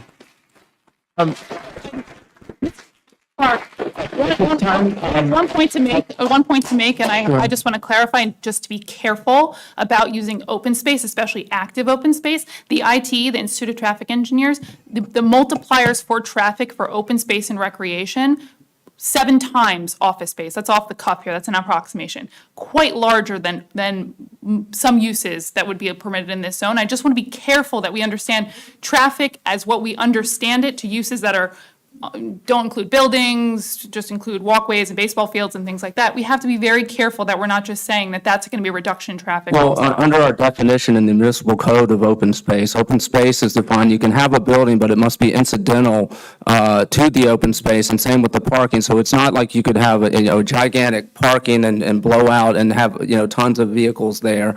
But, as far as the uses that have been put in 2315, I think no one will disagree that if you look at those uses, for example, drive-through restaurants are 32 trips per 1,000 square feet, right? Other uses in there, all of them, if you look at them and compare them to, even if you want to carve out open space, fine, we can, that's, but agricultural and, and outdoor recreation generate far less traffic than the uses that are identified in the current ordinance. And so that was sort of my view about, there's a way to make this much more stringent. It doesn't require, 8 months to wait around for it. And if at some point when the planning board does the master plan reexamination and they want to say, you know what, maybe we went a little too far on PCED, we can add some uses there, they can do that. But once you build, there's no coming back. Once Bojangles and the urgent care and the pharmacy is there, they're there, and there's nothing you can do about it. And so, and you're not going to be tearing it down. So I think that, what Mr. Dash had identified and what I had looked into to verify is there is a way to do that. And it would be my recommendation to simply, table the hearing and the vote on 2315 until such time as we can introduce, and we can do this in 2 weeks and have, an ordinance. And I've already drafted most of it, including the resolution, in support of an ordinance that would limit the uses far more drastically than what's been done in 2315. And I think that's what the people want, and that's what we elected to do.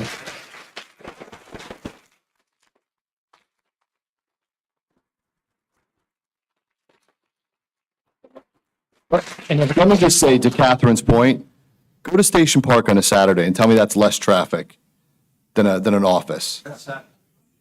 Or during the week, during football season, all the practices. Anyway. If we're talking traffic, strictly traffic. I'm sorry, the discussion is limited to the person at the microphone, so can you, that was a rhetorical question. Can we go on? Okay, I'm Margie Murphy, 9 Pueblo Parkway, and I have been here my entire life, born and raised. My family's been here since the 40s.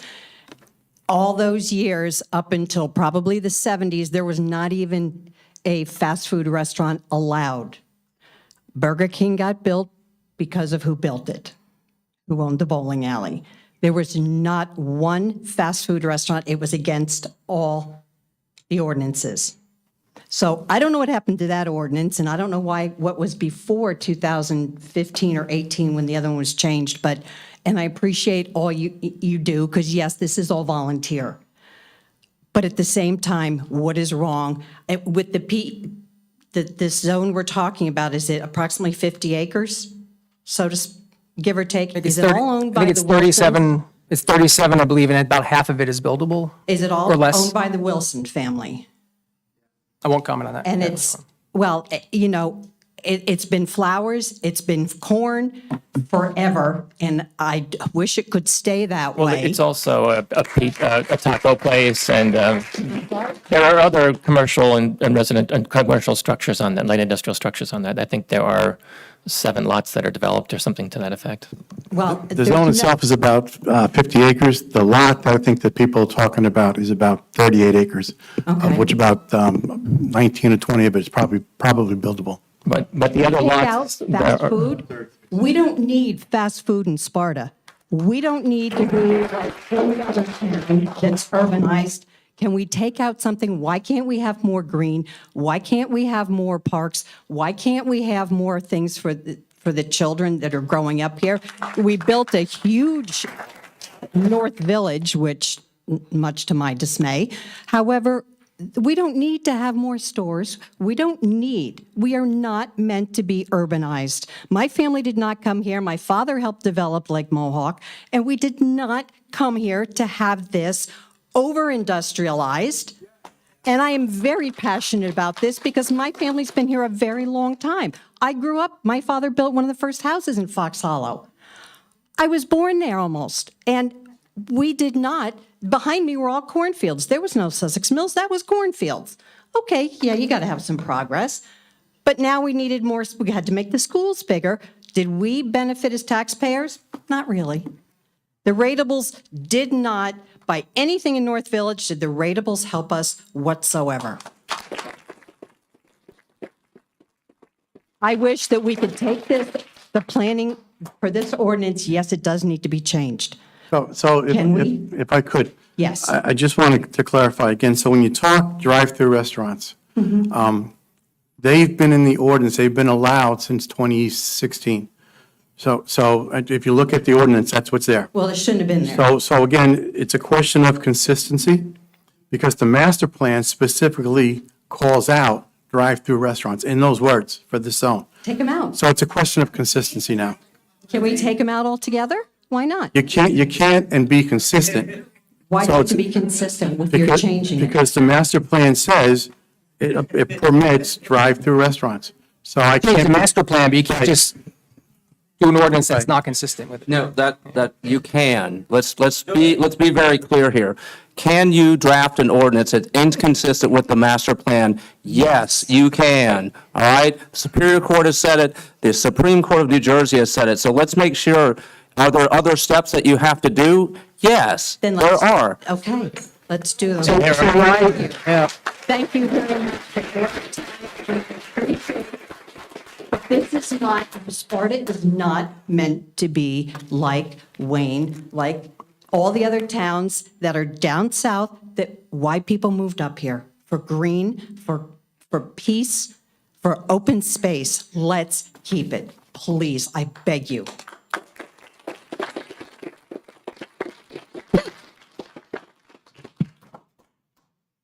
Hi.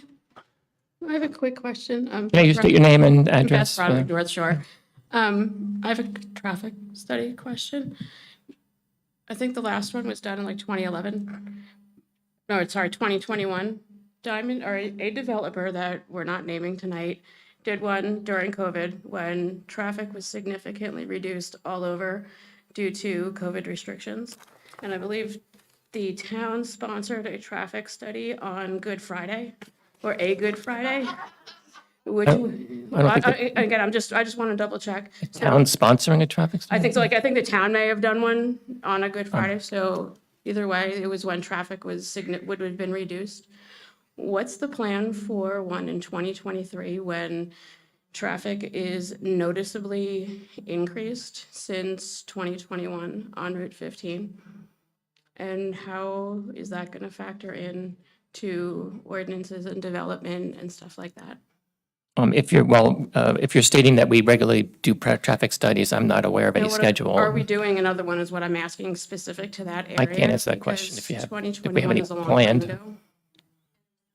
And it was COVID, and another one was done when it was a holiday. where they- I don't know if the town actually did that study or if the developer. The developer did one Okay. during COVID. There was one, I believe, done in Okay, I July can't speak to what the during- developer did, I'm sorry.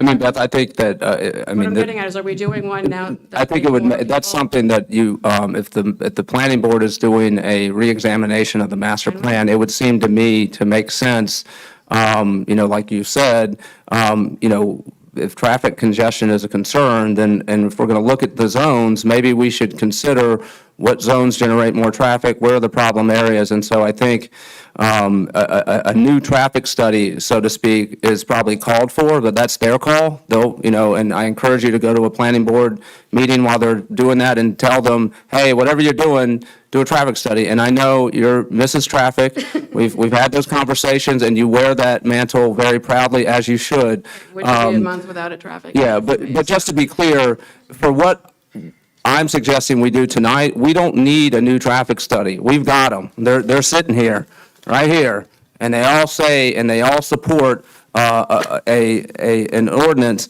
that limits uses to the lowest generating traffic that you can. And I take Mrs. Sarmad's point that maybe open space, you may want to reconsider that and just keep the way it's being used now for agricultural.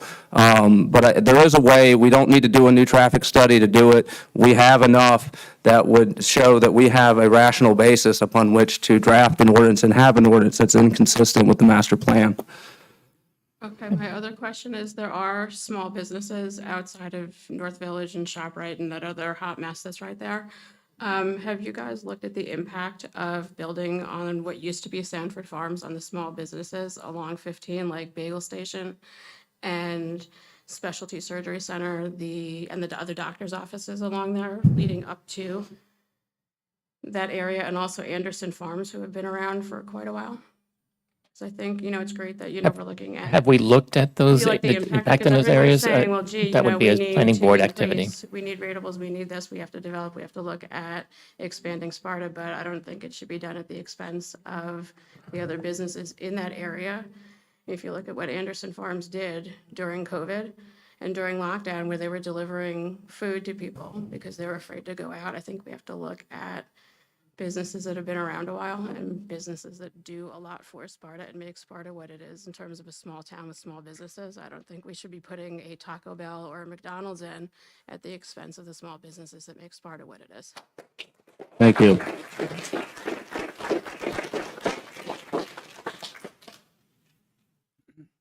Good evening. My name is Dawn Rowan. I live at 140 Munsonhurst Road in Franklin, New Jersey. So what am I doing here? In 2015, a developer decided it'd be really a good idea to try and put 300 apartments directly behind where I live, which is on wetlands. It's environmentally sensitive property. And to date, that situation has not been resolved. There's a ton of similarities between what's going on here and that particular situation. Traffic studies were done, and they said that, 300 apartments aren't going to affect traffic. And I hear everybody here, and I fully appreciate the situation that the planning board folks are in, because I've sat through innumerable planning board meetings, and it can be a snooze fest, but I would encourage everybody to make sure that you attend them. When is your master plan due to be revised? Because they do get revised and updated. We're starting working on it very soon, Statutorily, if not the already. master plan has to be That's my question. updated or re-examined every 10 years. 10 years, right? In 2020, the master plan was re-examined, so theoretically, you're not required to update it until 2030, but the township has shown interest and in regards to the public's concerns to update the master plan comprehensively as soon as possible. Right, and those will be meetings that are open to the public. So you get input from the public. The master plan process includes public meetings, at a minimum, planning board hearings, usually before the town council, and beyond that, other public feedback sessions generally to garner input. Thank you. I'm understanding that the latest traffic study is 2021, right? Is that correct? Not township-wide, no. The one pertaining to this section, this Yeah. zone. There was one that was particularly done for a development application that's before the planning board, correct? So that was 2021. I believe so. Okay, and we're saying that this ordinance won't affect traffic as much, that it's not going to make it worse. No. That's, So that's after, hello, I don't really need this, I don't have a big enough mouth.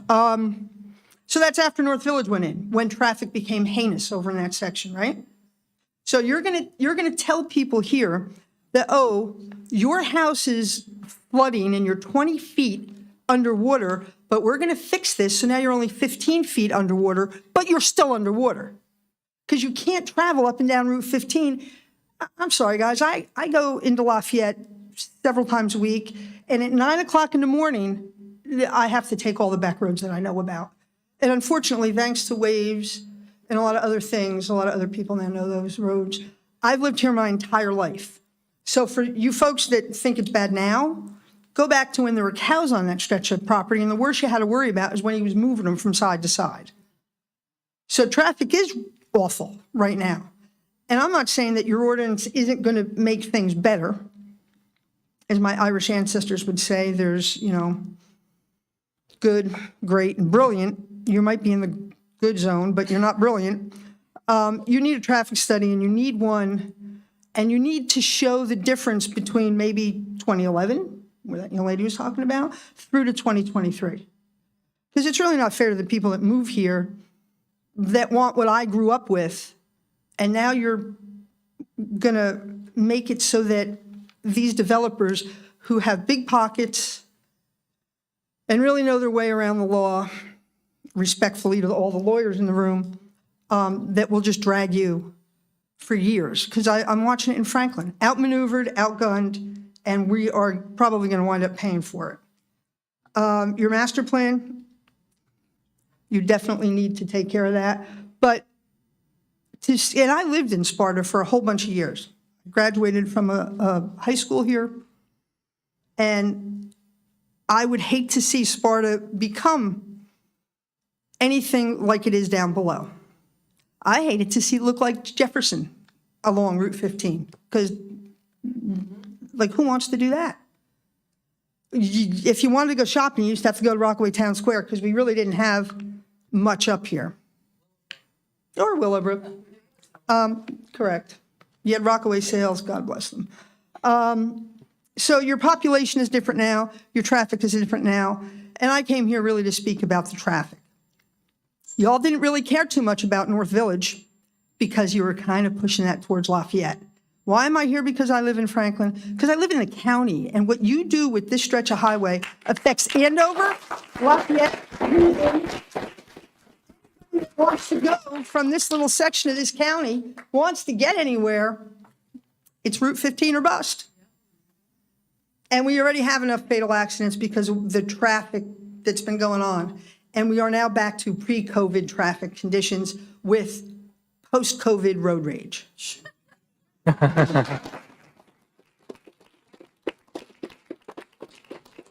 Anyone talks to the DOT or the DOT's not answering emails? Can we give everybody else a chance? I have a very brief comment. I was on Route 15 going north on my way to urgent care last week. The cars were bumper to bumper at 7 a.m., and I've come down from Sparta North Village ShopRite and found that the cars were bumper to bumper coming south at 3 o'clock in the afternoon. It's 8:45. I'd like to take a break soon. If we could limit it to the next two people, unless anybody else has any comments they want to add. So we'll take a break after the next two people and come back into session. Appreciate it.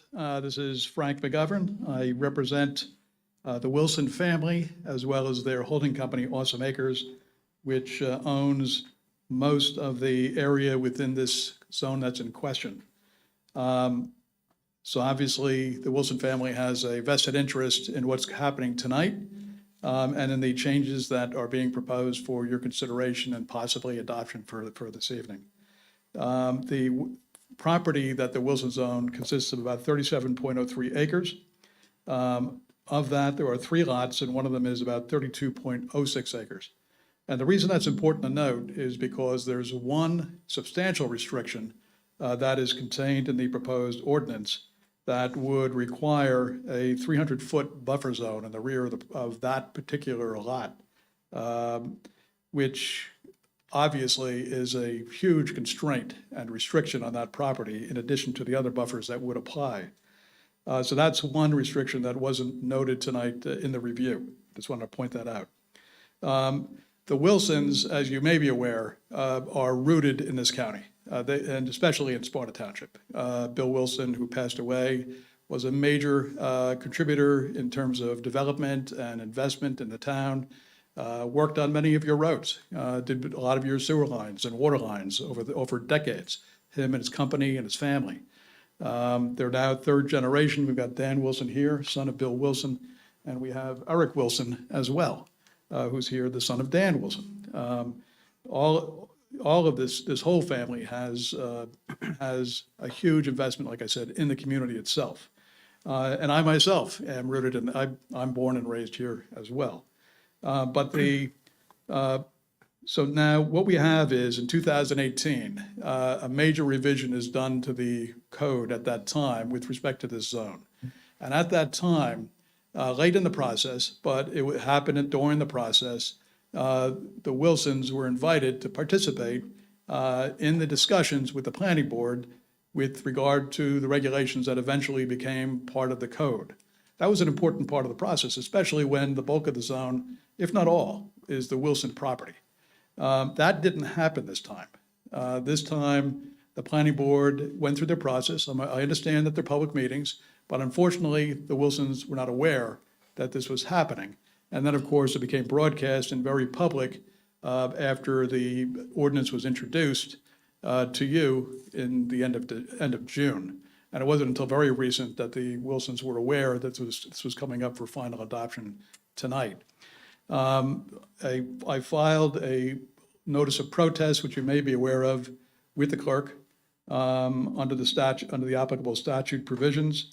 And I also put on notice, at least from our position, we believe, even though you haven't changed the name of this ordinance, and even though many of the restrictions are the same that are being carried over from the original ordinance, that the restrictions are so substantial and so substantially affect this property, which is the bulk of the zone, that this constitutes a reclassification.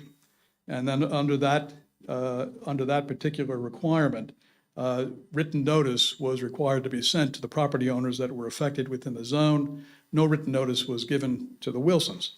So we have to at least register an objection on the record that action should not be taken tonight on this proposed ordinance because the required due process notice was not given to the Wilsons. and just from a greater perspective, I believe that the Wilsons should have been given an opportunity, should have been invited to the planning board to at least participate, give their input about the impact of these proposed requirements on their property. That would have been a very relevant thing to happen. They know their property very well. That is the zone. This is where the magnifying glass came in for this particular revision that's been done. And it would have been a logical thing to have them brought in.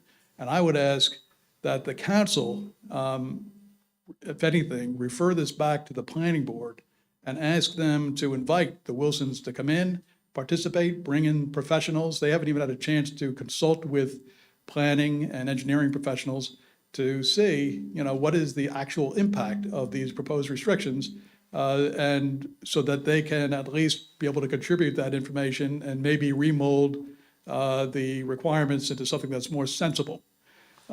Just to give you an idea of the impacts here, and I understand a lot of them were already reviewed, but reducing impervious coverage from 40% down to 30%, that's huge.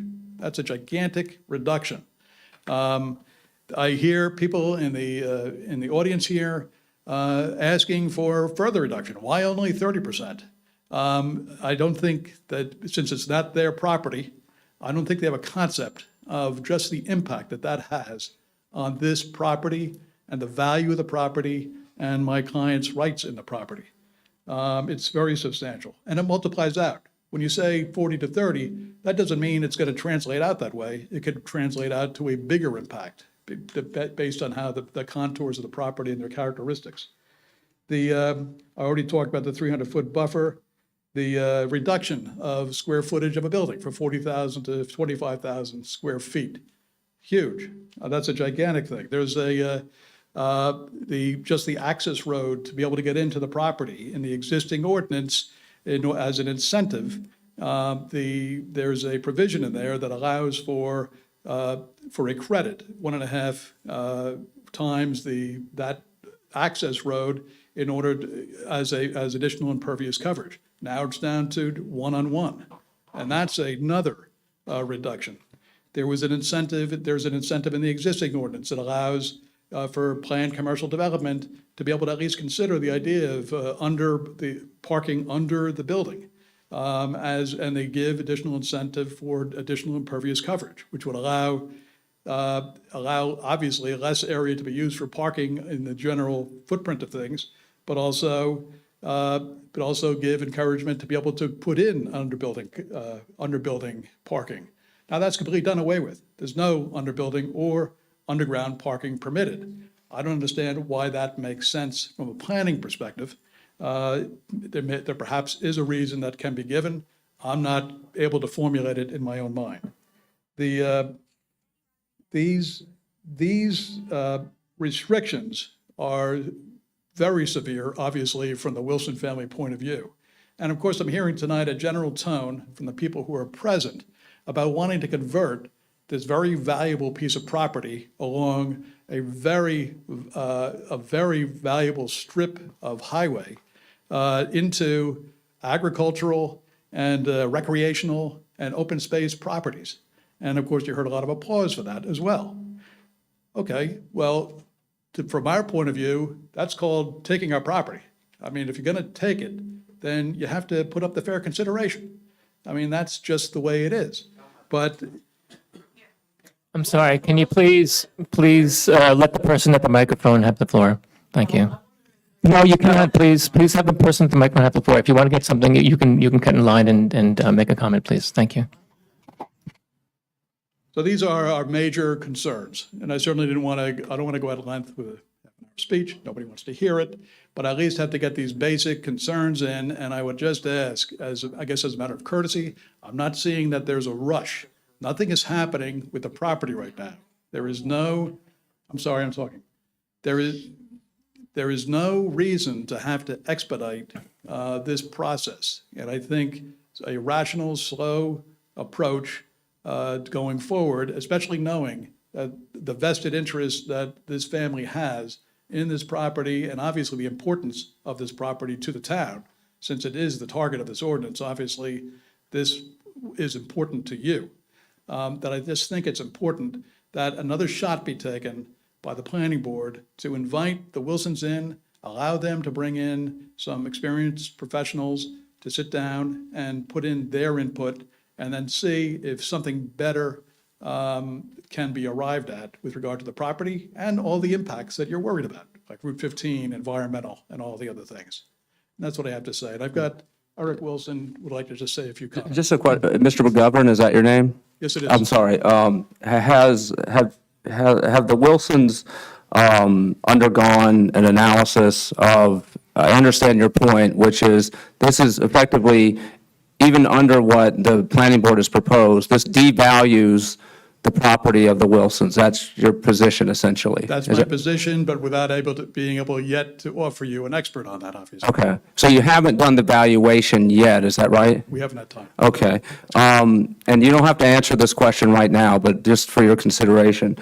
Would the Wilsons be willing to enter into a standstill agreement whereby they would agree for while we do the analysis that you've asked for, that they would not put the property up for sale while this analysis is undergoing? Was that, you don't have to answer that now, but is that something that you'd be willing to consider? Let me just rephrase it. Possibly, perhaps the request should be whether they would prevent there being an application being made to any land use board with regard to this property while you do this, because that's really the key. They may want to entertain at least offers to buy the property, although it's unlikely any buyer would really want to buy it in this condition. If But it's, do you understand what I'm saying? yeah, but if it's sold, then they lose the authority over that promise, right? If it's sold to another, Not if you You're make talking this. about contracting. Yeah. Yeah, no buyer in the right mind, I don't think, would close on a sale not knowing what the answer is. But, How many planning board, there were at least one planning board session, there were multiple, and the planning boards are, the agendas are made public, and so I understand that, nobody actively just combs the website and reads the agendas all the day, so I'm sorry that you didn't avail yourself of Unfortunately, that. we tried to recover the minutes, but they're not approved yet, so they're not available. And I understand there's like 8 hours of tapes of meetings over the period, but we didn't have Oh, time. get to your do it. popcorn, yeah, that's, yeah, So, okay. and then I have Mr. Thank you Wilson. for coming here. Thank you. And if the other members of the Wilson family, you said? Yes. I have a quick question legally. Tom, maybe you could help me and Mr. McGovern as well. So you mentioned that you did put in a notice of protest? That's A correct. formal notice of protest. Did we receive that, Tom? Do we have Yes, that? it was served on the municipal clerk. It was. A notice of protest, yes. Okay, so then So they're legal- protesting the, So then the ordinance. legally, because the notice of protest has been served, can we take action on this tonight? yes, I believe we can. Mr. McGovern and I obviously disagree on that point, but I do not believe that the proposed ordinance is a classification change. And that notice of protest statute applies when there's going to be a change of the classification. This ordinance does not propose a change of the classification. It remains the same zone as it was. We're not changing the classification, we're not changing the boundaries, and therefore, I would submit it does not apply. Okay. I'll offer my opinion only if invited. Thank you. This is just brand new, so I just want to make sure we're clarifying. Ryan, is it okay if I say what my opinion is as far as you? You have the mic. And I obviously have a lot of respect for Mr. Ryan. So my opinion is that there's two parts. One is the protest part, and the other is the notice part. And the protest part, although the paragraph begins with the concept of reclassification, it continues on to the question of the protest itself, which is not conditioned on it being a reclassification. It's just conditioned on there being 20% or more of the area in question being owned by the protester. And that we meet that condition. So in that circumstance, you can take a vote, but 4 of the 5 of you would have to approve of the ordinance. So that's that part. Then the second part is the notice requirement, which is that 10 days before the hearing tonight, the Awesome Acres, the owner, should have been served with notice of this hearing. That notice was not at least received. I haven't heard anything that it was actually sent. And if it wasn't served, our position is that this is a reclassification, and that's where Mr. Ryan and I differ on that. Does that help? Okay. Thank you for the clarification. And thank you, Tom.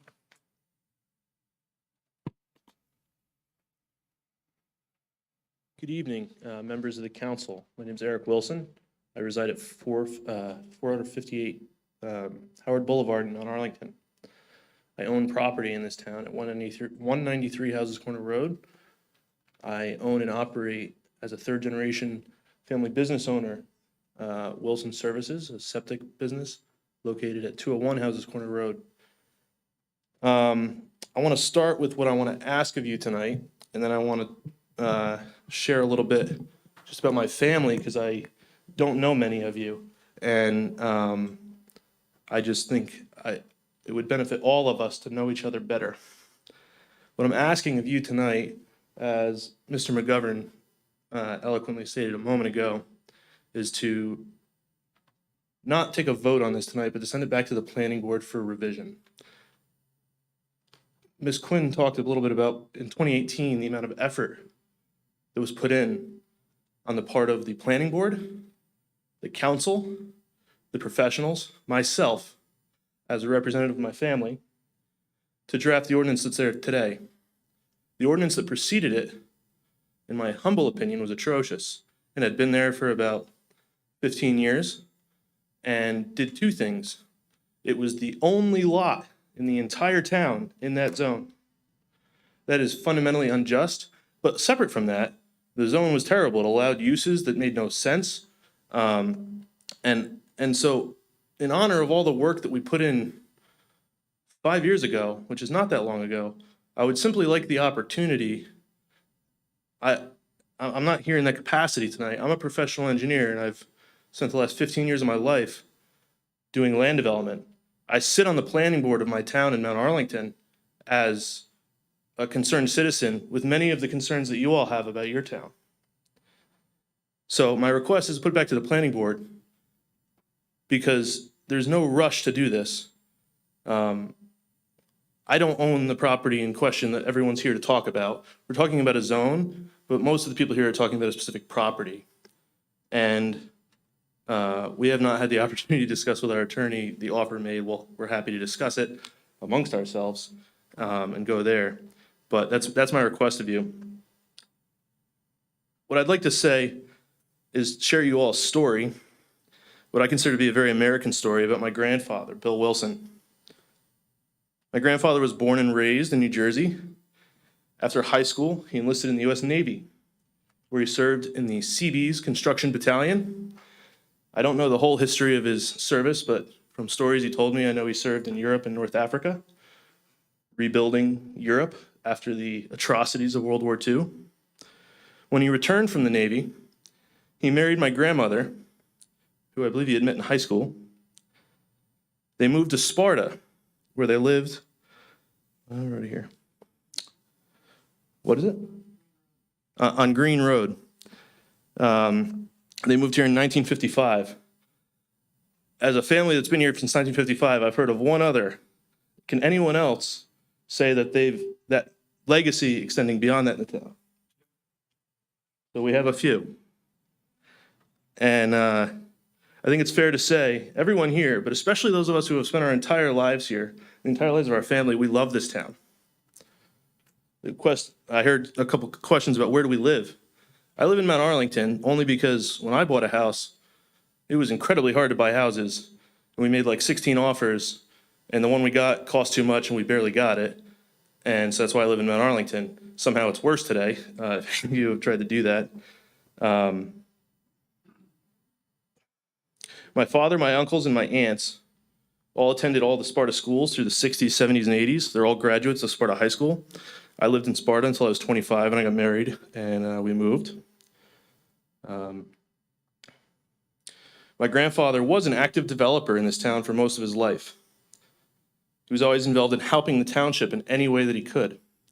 Many of you that have been here for a long time or been on the council for a long time probably can share a number of examples of that. At his funeral, I was blown away by how many people, A, came, but B, shared personal stories of how he'd helped them. To share a little bit about the development that we've been involved with, in the early 1960s, he purchased what I believe is his first commercial property right up the road here at 55 Sparta Ave. The building had experienced a devastating fire, and he purchased it and reconstructed it and moved his business office there from his house. And it also housed the Sparta Sports Shop until it closed. In the 1970s, he purchased land along with Dowie Dykstra, another longtime Sparta family, and Paul Nelson, who I don't have the pleasure of knowing, and built what is today the Sparta Athletic Club, and was involved in its operation for many years before he sold it to the current owners. When the Valley View Nursing Home, which I don't believe is there anymore, but used to be located behind Burger King, experienced a devastating fire, my grandfather received a call to help in the middle of the night, and he organized a group of a bunch of different contractors, all locally. I actually just heard this story recently. I was buying lumber over in Oak Ridge at Headley Lumber, and the owner there is in his 80s. And when he found out who I was, he had to tell me this story that I'd never heard. That he said, Bill woke me up at 11:30 and told me, you need to have a pallet of plywood by midnight. And it was 11:30. And they covered the roof of the building to save the residents' belongings before the storms that came the next day. My grandfather, and when I was a child or a young man, through a lot of working with him, worked very closely with the road department for many years when there were problems in town due to natural disasters, floods, washouts. We've always, to the best of our ability, volunteered our time and equipment to help any way we can. Sorry, I'm not following my notes very closely. My grandfather and our family business, along with some other longtime Sparta families, were involved with purchasing the first ladder truck for Sparta Fire Department because they were in dire need and the township didn't have the funds. I don't think they have that ladder truck anymore because it was pretty old when we bought it, but it was the best we could find. For many years, we took care of all of the emergency water leaks that would happen in town. Been very supportive of our firefighters and our police officers. I think my dad and Mr. McCarrick have known each other for many, many, many years. Other developments in town you may know, but may not know was us. My grandfather purchased the old home air heating building, which was kind of a small, not spectacular structure right on the ball fields off Sparta Ave, and built 18 Sparta Ave, the beautiful building that's there today. In the 1980s, my grandfather and his two sons purchased a large tract of land adjacent to the property we're discussing tonight and constructed Wilson Drive and Gale Court. It's named after my grandmother. Many people don't know that. And built the Commerce Park development consisting of 36 lots of light commercial and light industrial development that brought probably thousands of jobs to this town. I actually looked this up. That development alone provided $32 million in rateables to Sparta today. And that development provides $1.2 million in annual revenue to this town. Without encumbrance, it did not expand the schools. It did not expand the need for any public services. In fact, it pays for them to the tune of, as I said, $1.25 million a year. Not from us, from the current property owners. I heard a comment about they have deep pockets, and I think they might not be nearly as deep as people think. We're very regular people who are small business owners in this town, and it's very easy to look at others and say, oh, I think they have this, but if any, there was Ms. Quinn extended an invitation to have a sidebar. If any one of you would like to know me better, sit down and have a conversation, my office is here locally, and I'm happy to have lunch with any of you, get to know you, and understand you. Several decades ago, my grandfather purchased a cornfield on the side of 15. That seems to be the main subject of people's comment tonight. He had dreams for that, in keeping with much of the other things he had done in the town, which, in my opinion, vastly improved this town. But ironically, he knew he'd probably never do it. I was walking it with him one day after we were cleaning up some old tires that were in the swamp because farmers back in the day didn't much care for wetlands. And he said, I'll never do this, so that'll be up to you to do one day. It's not some out-of-town, big money corporation that's doing this work. It's that owns this property. It's an 83-year-old woman who's lived here her entire life and lives right down the road and has experienced all the traffic. There's a lot of discussion about traffic today. The main driver, in our opinion, as a family that's been here for my whole life in that area, it was the expansion of the fields on White Lake Road. It vastly increased the traffic that I drive in every day of my life for the last 35 years. Another thing I'd comment, since 1960 to 2000, and according to the Township's affordable housing document, which has lots of cool demographics in it, as a side note, everybody talks about lack of trust. I would say that Sparta is one of the few towns in New Jersey that was well run enough to have the foresight to address the COA provisions 12 years ago, unlike a lot of other towns that are now fighting expensive court battles about that. We live in a town that for many years has been well run and well managed. Sorry, off topic again. 60% of the households in Sparta today were constructed between 1960 and 2000. The primary driver of expansion and traffic in this town was the fact that it over doubled in that time frame. The house I grew up in was built in 1860. I'm sure most people in Sparta live in houses that are a little newer than that. I'm not saying that that's a bad thing. It's just how it is. We grow, and there's more people on the earth than there were 50 years ago, and we all have to live somewhere. Our family, alongside longtime Sparta families, made important contributions to Sparta, the town we all live in and love today. Sparta Township, along with its many residents, current and past, have been a great blessing to our family, and it's always been our desire, and still is, to also bless the township to the best of our ability. Sorry, sir, I forget your name. Ron? Ron made a comment at the beginning of this meeting that I thought was very valid and interesting. We had that property listed for sale for the better part of the last 15 years, and at no point has anyone ever offered to buy it for any purpose other than what you all don't want. So it's not that we don't have a problem with it being that, but it is fundamentally unjust to expect one 83-year-old woman to bear the financial burden of what you all want to see. If any of you found out the day before a meeting that a law was about to be passed that would half the value of your property, I think you'd be a little irate. I'm not irate because I don't think any of this was done maliciously. None of it was done objectively, purposefully behind closed doors. Unfortunately, we didn't know about it. I didn't know about the first one, but fortunately I found out about it sooner and was able to avail myself and my time to have the conversation. And we're not against changes to the ordinance. We just want, as Mr. McGovern pretty much, with the little limited time we've had available, expressed our main objections to it. But that's most of what I have to say. So in closing, just what I opened with was my request to table this and send it back to the planning board for further revision. Thank you. Thank you for coming. It was very nice to meet you, even if it was across the dais here. I'm going to take, can I be quick, really? Can I just say May I something? make one last comment? Okay, you can make one last comment, and then we're going to go to a break because we've been sitting Okay. here since 4:30 today. Previously, we asked that the town council send out informational data to the public so that they know what's going on behind the scenes. And I also want to talk to the people here who realize that if we are not all coming out and participating actively, we have no control over what happens. This has been a very apathetic town. It's very disappointing. People don't have a sense of civic responsibility. And that's how we got Sparta North Village. And that's how we're going to get a lot more. If you don't come to the planning meetings, show up and speak your mind. All right. I just want to say something. Eric, do you remember the last time we saw each other? It's a long time ago. I don't specifically remember the occasion. Okay. I'm sure you're going to remind me. I'm going to remind you. Okay. You came to the Economic Development Committee with, I guess, a proposal that some developers had come to you looking to do on your land.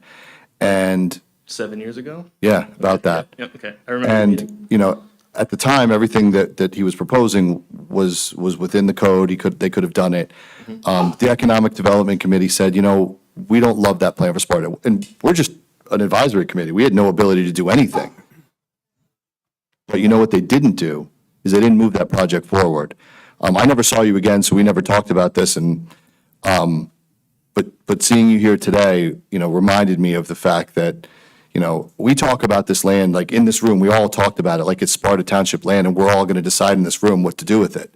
But it's not our land, it's your land. And I just want to say, like I said, I never saw you again, but I appreciate the fact that, you know, a committee that was there, just of volunteers, of people that are in this town, said, you know, we don't think that's a great idea. And there was only 10 of us. That is not a huge cross-section of Sparta. You could have said, well, I don't agree with that. I think everybody wants it. But you guys didn't do that. And as a professional engineer that's worked in land development, I can tell you what's normally done in that scenario. And never in Sparta, but when at the firm I used to work at, we did a lot of work in Union and Maplewood. What's typically done in that scenario is we prepare up a plant, we stay 4 nights without sleeping in the office, prepare a plan and slam it into the board so they can't get it done before we do. That's not happening here. We've never operated that way, and we never will, because that's dishonest. Our core values at our company include honesty, integrity, and trust. And 2 of our, what do you call them, non-negotiables. If you lie to me or steal from me, you're done. There is no opportunity to, because once you've broken that trust, it's immensely hard to rebuild it. But I just wanted to tell that because I think it's important for everyone to have heard that. And I hadn't thought about it again until you walked into this room. I guess it has been a while. At this time, we can open it up for additional public comments, but at this time, we're going to take a 7-minute break. Again, we've been sitting here since 4:30 ourselves, so may I have a motion to go into recession? So moved. Thank you. May I have a second? Second. All those in favor, say aye. Aye. Aye. We are in break.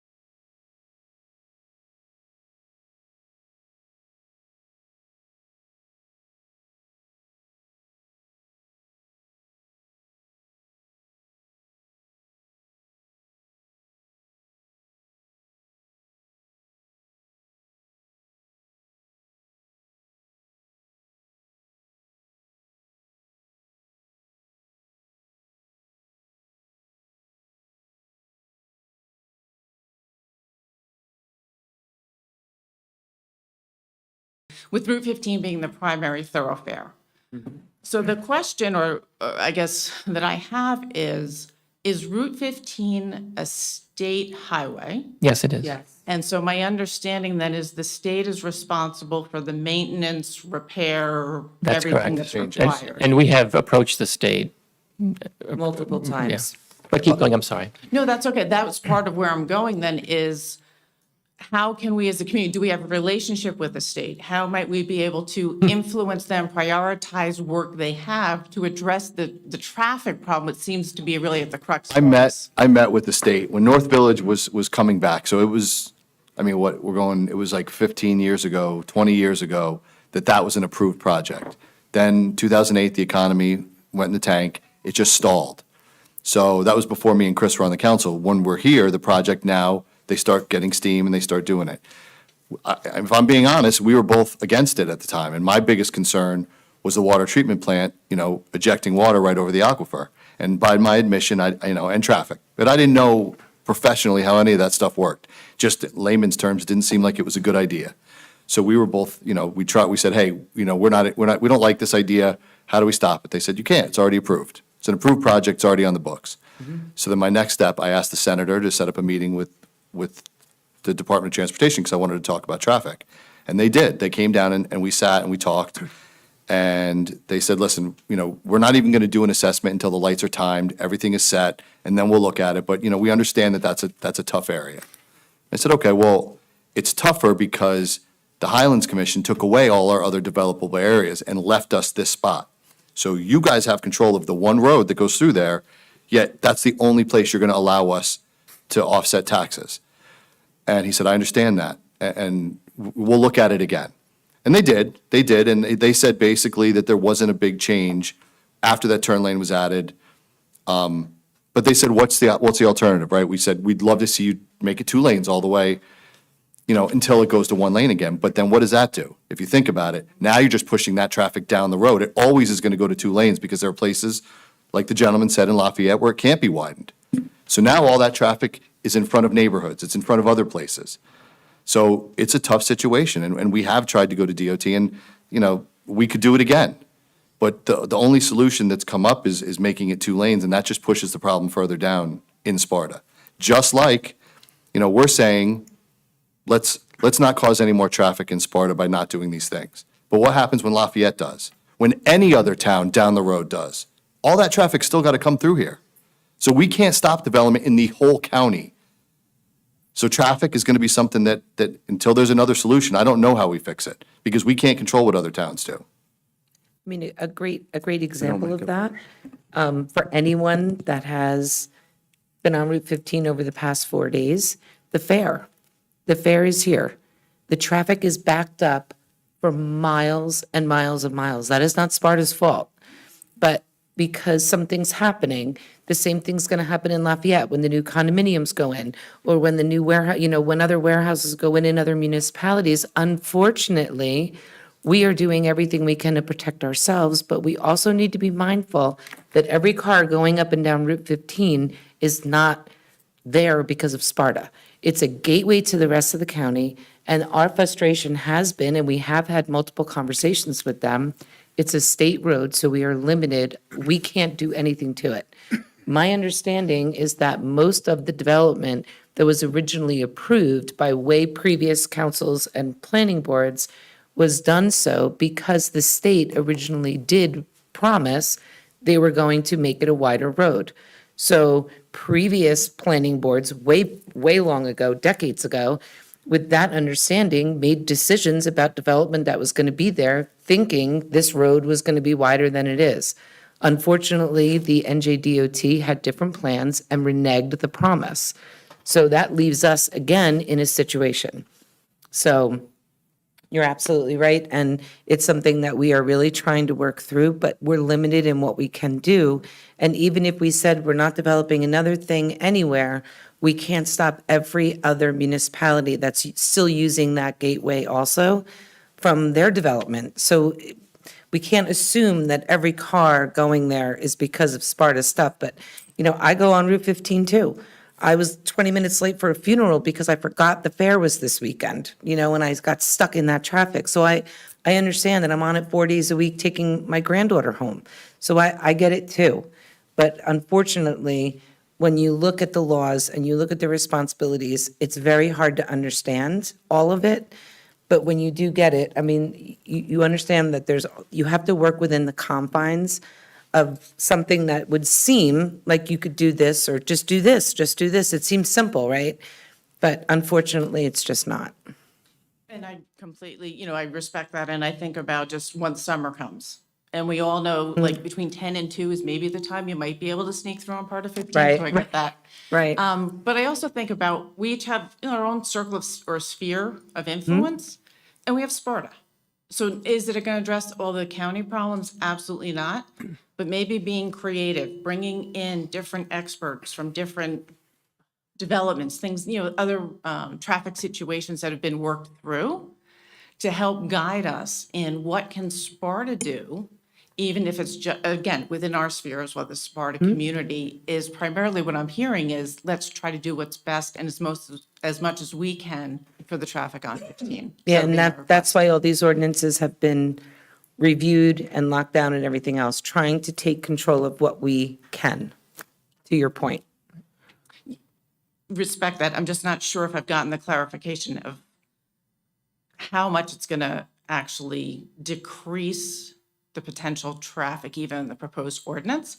But I don't want to open up a can of worms, and I know we've gone down that path 6 times already tonight. One other variable is that they are starting to work on the Lackawanna cutoff into Scranton. There's a lot of people from Sussex County commuting to Manhattan. I was one of them for a long time, and I commuted right down to Route 10 there. Route 15, Route 10. That will make something incrementally better. How much better, I don't know, but it's a start. I mean, if you're right, if you're sitting on at 5 o'clock, I'm there all the time at 5 o'clock. The majority of that traffic is going straight through to the rest of the county. The vast majority of it. Absolutely. I just say, let's think about what we can do for Sparta. Yep. I mean, it's a start. So thank you for your time. Thank you. Thank you. Good evening.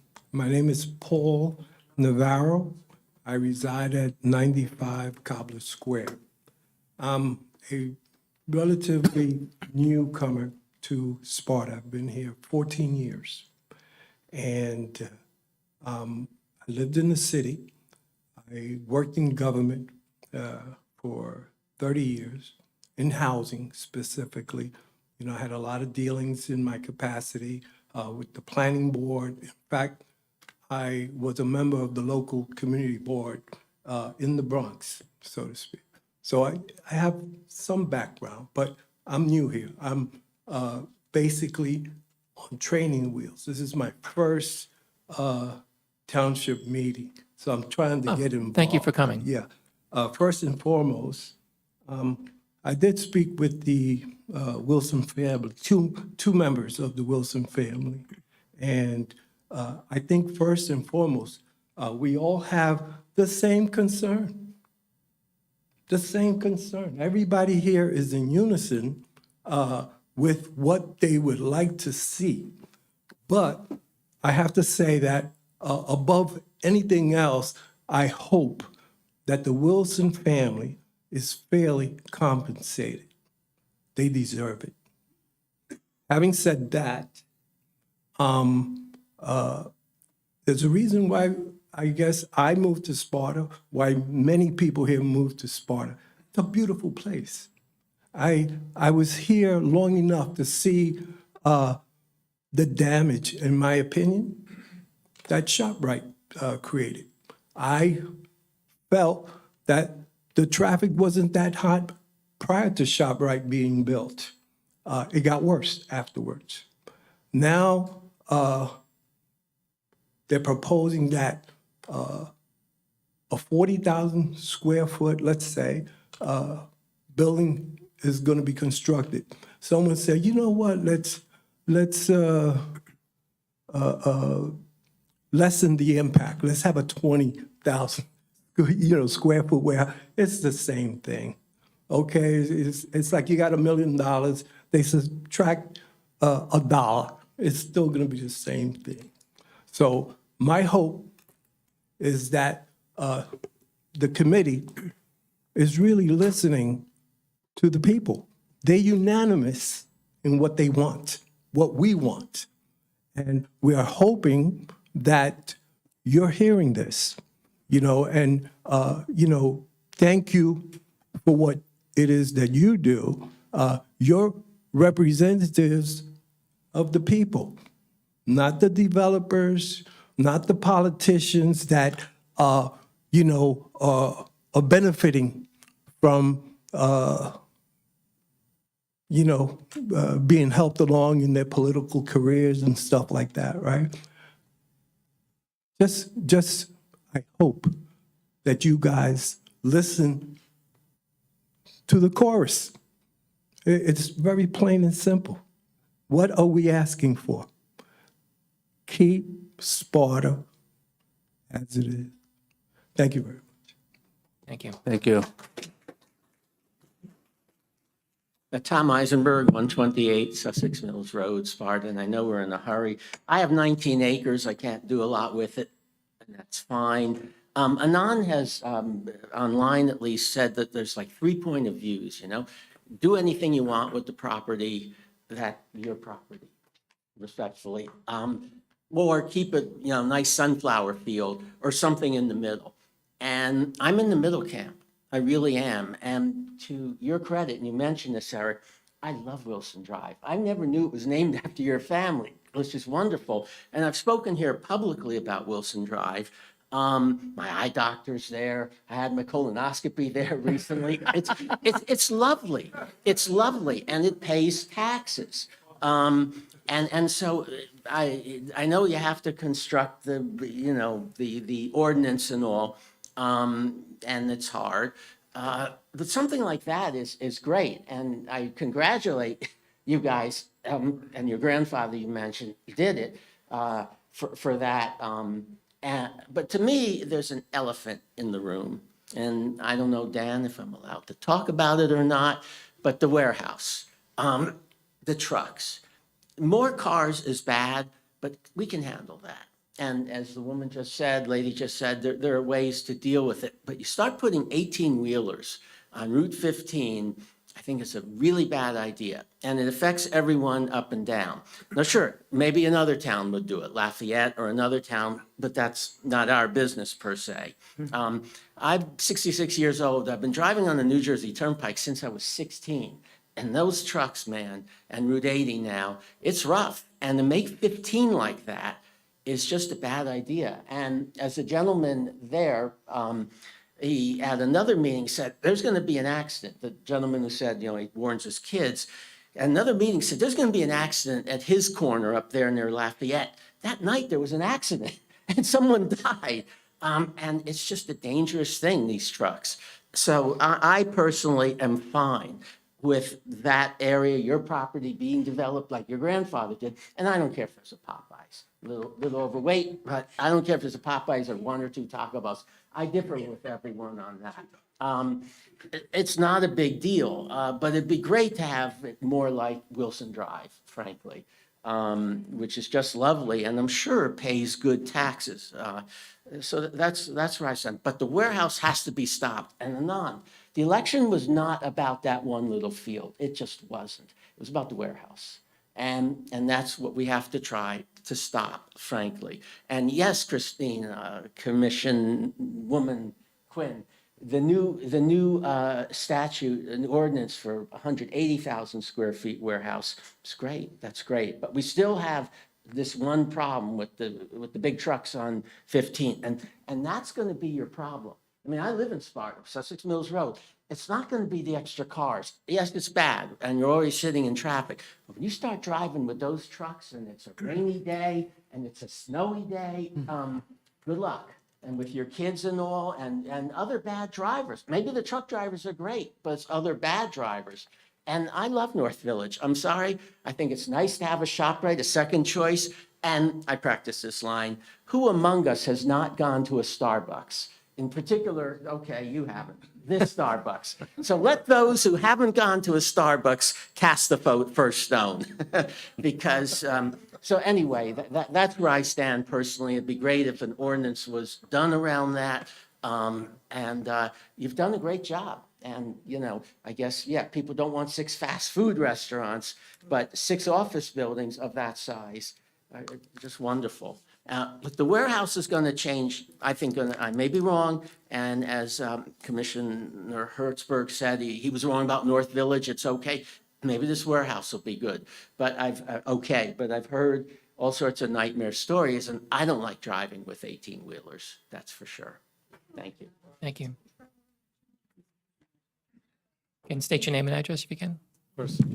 Thank you. Good evening. My name is Sam Rafailov, 12 Celia Drive formerly, and now soon Chapel Hill Court, which is the development right behind Father John's, which is right on Route 15. I have 3 little kids. We drive them to school to Goddard here. The exit onto 15 from our development is horrendous. The visibility there is horrendous, and the traffic there is insane. And it's not safe for us to be driving our kids there, but it's a huge investment that we've already made, and we're kind of committed to it. The sentiments that were expressed by the Wilson family representatives here are understood and heartfelt, but it doesn't change the reality for the rest of the population of the town. And the fact that, yes, an 83-year-old lady has a piece of property that's depreciating in value because of the ordinances that may or may not be voted on tonight. But that doesn't change the fact that thousands of people who are still currently living in Sparta are going to have to deal with the realities of the traffic that's going to worsen due to the potential development on that property. And again, thank you to the Wilson family for the past contributions, but that doesn't entitle you to potentially contribute to worsening conditions for the future. As far as what the other towns around might do that may worsen the traffic impact, that's kind of the the fallacy of sunk losses. You can't just say, just because we've lost something, let me just bet everything else as well. That's not how reality works. That's not pragmatic whatsoever. So I think all the points have been made, and I think Mr. Clark and Mr. Dash have made it abundantly clear from the legal standpoint that there could be an amendment, an ordinance tonight that will prevent additional development on that lot, and I don't see any good reason to object to it. Let me just say, all due respect, sir, the vast majority of people in Sparta don't live out there. They live on the other side of town. So when you say this affects everyone in Sparta, it really doesn't. And I live on that side of town. Do people not shop in Sparta, ShopRite? Do people not visit the doctors at Premier Health that's right there, or go to the urgent care, or go to a specialty center? How is that affecting the traffic where you live? On this side of Sparta, you're talking about people coming from the other side of the county? Either way. Either way. I work at the hospital. I drive to the hospital from Route 15 to 94, or when I'm exiting my development to bring my kids to Goddard, or people going from here to go to ShopRite, or people going from here to visit their doctors by Premier Health across from ShopRite, or going to the urgent care, Atlantic Urgent Care on the on Route 15, or going to Anderson. You can't have it both ways, where you're saying that ShopRite's ruined it, but people come out here. That's the number one. That's the fallacy of the sunk losses. Just because something is already bad, making it worse you can't just justify by making it worse. It's bad already, why make it worse? How does that make any sense? Oh, I have a lot of debt on my credit card, let me spend more money because I already have a lot of debt. How's that wise? How's You're that talking sound? about something where everybody else has your same credit card, all through the county. They're going to keep spending. No, the rest of the county's not going to do anything? No, he said it doesn't matter what the rest of the county does, but it does. But it does matter. But how does that justify us continuing to make bad decisions?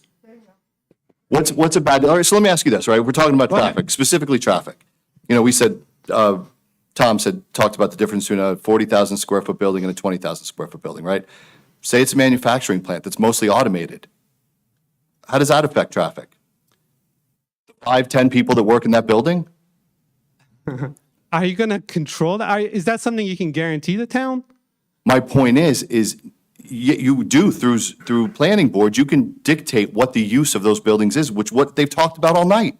But nothing they proposed currently actually. I'm not says saying that. I'm just saying So size we're of talking- buildings. But that's exactly what we're saying. We're talking about what exists today, not about what's in the ether, what's possible. What's possible is no development at all. That's possible, and that's what everybody wants. Does anybody here, other than the Wilson family, want more development there? Do you think this is representative of the entire town of Sparta? Anyone who cares has shown up. Yeah. Anyone Anyway, who cares has can we- shown up here. That's the whole point of the town meeting. You're right, but there's a lot of other people in Sparta that this Let them doesn't show really up and affect. voice their opinion. Okay. I'm sorry, please. And they're affecting us. Can we keep the discussion to the person at the microphone, please? All right, I think the positions are clear. And like I said, making bad decisions because something is already bad or making worse decisions because something is already not favorable doesn't make any sense. You can't continue to smoke a cigarette because, oh, I smoked in the past and it's going to kill me anyway. Let me just smoke more. It's just, I mean, the analogy, I'm beating a dead horse here. Everybody gets the point. There's no justification, really. Thank you. I have just a very brief comment of response to the last gentleman who turned to me and said, with all due respect, that affects my, as I drove up Route 15 for the last 35 years, when I saw the development at Father John's Lane maybe 6 years ago, I thought, who would build a house back there? That intersection's been terrible my entire life. All I have to say. Hey, everybody. Hey. Ryan Caruso, 168 West Shore Trail. What's your name? I'm sorry. Ryan Caruso? Okay, Ryan. Do I call you Mrs. Quinn or No, you don't. Council? Oh, my gosh. I'm only How you kidding. doing, Long hon? time no see. How you been? Good. So I did not wake up this morning and think I'm going to do some public speaking here at the town hall today. That was not on my agenda whatsoever. But I learned a lot today. I've heard stories from both sides, and to be honest, I've heard naysayers in the crowd. I've heard all different types of people's commenting, and some of the things that I want to project that I don't agree with. I've heard comments like, well, the Wilsons have enough money. Why don't they just give it away? Things like that. It's not fair. And from what I learned today, when the planning board came in and they reduced the allowance of how much could be built on this property, it devalues their family's investments. And this kind of brings me to a thought that I have, because I live in Lake Mohawk specifically. And I can relate with some of the people in here who've lived here for 60, 70 years, maybe not as long, maybe 60 years. My mom grew up in the Toyman, right? Villa Capri was never there. None of that stuff was ever developed. I am the type of person, I own a barge company, pile driving, right? Never thought I would do that. Here we are today. I believe in development, but also responsible development. And when I think about Lake Mohawk specifically, and this might be a really out of the box type of comparison, we're obviously talking about a larger scale here. But there was a really large piece of property at the end of the lake. And there's one very large piece of property that's at the end of Lake Mohawk right now. And what happened is there was different rumors of people wanted to come in and buy that lot and put apartments or put some camp or whatever it was. You never know what it is because there's always rumors going around about what it could be. But what happened was Lake Mohawk came together and said, we don't want to overdevelop that lot. We want to keep that for the community. So they purchased that lot, right? And now I don't know what your family would value this land at. I've heard numbers where it was listed for, I don't even want to offend anybody, to a number that can be in the tens of 20s of millions of dollars. If anybody knows off the top of the head what the ShopRite lot went for, it'd be awesome. Everybody's been screaming out everything tonight. So if you can scream out a number, that'd be pretty cool. But there's got to be a fair market value somewhere where this family can be compensated. And I'm sorry, but you don't take somebody's family who's made money and successfully developed a company and made investments, because with investments takes risk. And they could have lost everything. They could have failed on a septic project and gotten sued and lost everything. You don't devalue somebody's company. You don't devalue what they've done as a family because you don't think something should be built. You come up with a solution that works for the community. And so to me, I'm looking at it from this perspective of Do I think something massive should be built in this area? No, I don't. I've also learned that there's an aquifer there. I don't know a lot about aquifers at all whatsoever, but I know it supposedly feeds the water to our community, so we don't want to destroy that. That's important, right? And so there needs to be something that happens where, like this lot at Mohawk, right now they're going through the process of zoning it through Byram. They want to put a park there, something low key, something that serves a community that people can benefit from. There has to be a way where if the town can come up with a dollar figure along with the family here, and not the night before say, hey, by the way, we devalued your property based upon taking away development land of 10% or 20%, whatever it is. That's not right to do to somebody because they bought that land. But there's got to be a common ground here where if we need to pony up the money to buy that lot so we don't do anything with it, then maybe that's the solution, right? But at the end of the day, everybody's going to say, well, I don't want Chick-fil-A, or I don't want a warehouse, or I don't want this, I don't want that. It's either all or nothing. There is no in between. You're either going to develop something or you're going to develop nothing. And this family right here is either going to have money from the sale of this or it's going to be devalued and worth absolutely nothing. Right? But there's got to be a way to meet in the middle where their family can have some sort of value in the investment that they made so it's fair and compensatable to them and also benefits the community. Ryan Caruso, 168 West Shore Drive. Hi, good evening, and I'll keep this brief. My name is Tom Drongowski. I live on 40 Primrose Lane in Spartan Meadows, so I'm very familiar with turning left on the 15. I actually just relocated to New Jersey. I was born and raised in New Jersey and spent the last 9 years living in Indiana. And I've come back here to get closer to family. And why we chose Sparta was very much everything that Sparta is. And living in Indiana, and this is why I wanted to come up and bring this up, is Indiana, as many people know, is a lot of cornfields. And there are a lot of towns. I used to travel all over Indiana. I drove 60,000 miles a year, partly why I wanted to get off the road. But a lot of what I saw in the towns throughout Indiana was towns that would work well and towns that did not work well with the development. There's a lot of farms that would sell to residential and commercial development. And the towns that worked well, and if you wanted to look into some of them, Carmel, Indiana, Westfield, Indiana, Zions, Indiana, Fishers, Indiana. They did a really good job with the development. But the number one thing that I would say that they do, and I kind of asked of each of you this, would be good communication with sellers, and then also transparency. And also transparency with the community. I've only lived in town here for 2 months. I am new to all of this, but with what was going on, I wanted to make sure that I could be here to hear both sides of everything going on, because I plan to be a very active member of this community. I'm building a business that's up the road in Branchville, so I do the reverse commute, but I see the traffic every day. So my ask of everyone in here on both sides is just to have open communication and give each other a chance to be heard, because in all levels of politics, in all forms of government, what we see more and more is a lack of communication and things not getting done that's in everyone's best interest. And if there's one thing that I could say that I've seen in the short time that I've lived here, is everyone that lives in Sparta loves Sparta. Anyone that I tell that, oh, we moved back to New Jersey, where do you live? You live in Sparta. Oh, Sparta is the best place to live in Sussex County. That's why we moved here and why I'm proud to say that I'm a new member of Sparta. So let's keep Sparta Sparta. When you have members that are selling a property that are willing to work with you, have open communication and let's do what's in the best interest of everybody. So thank you all for everyone coming out today and the council for being here today.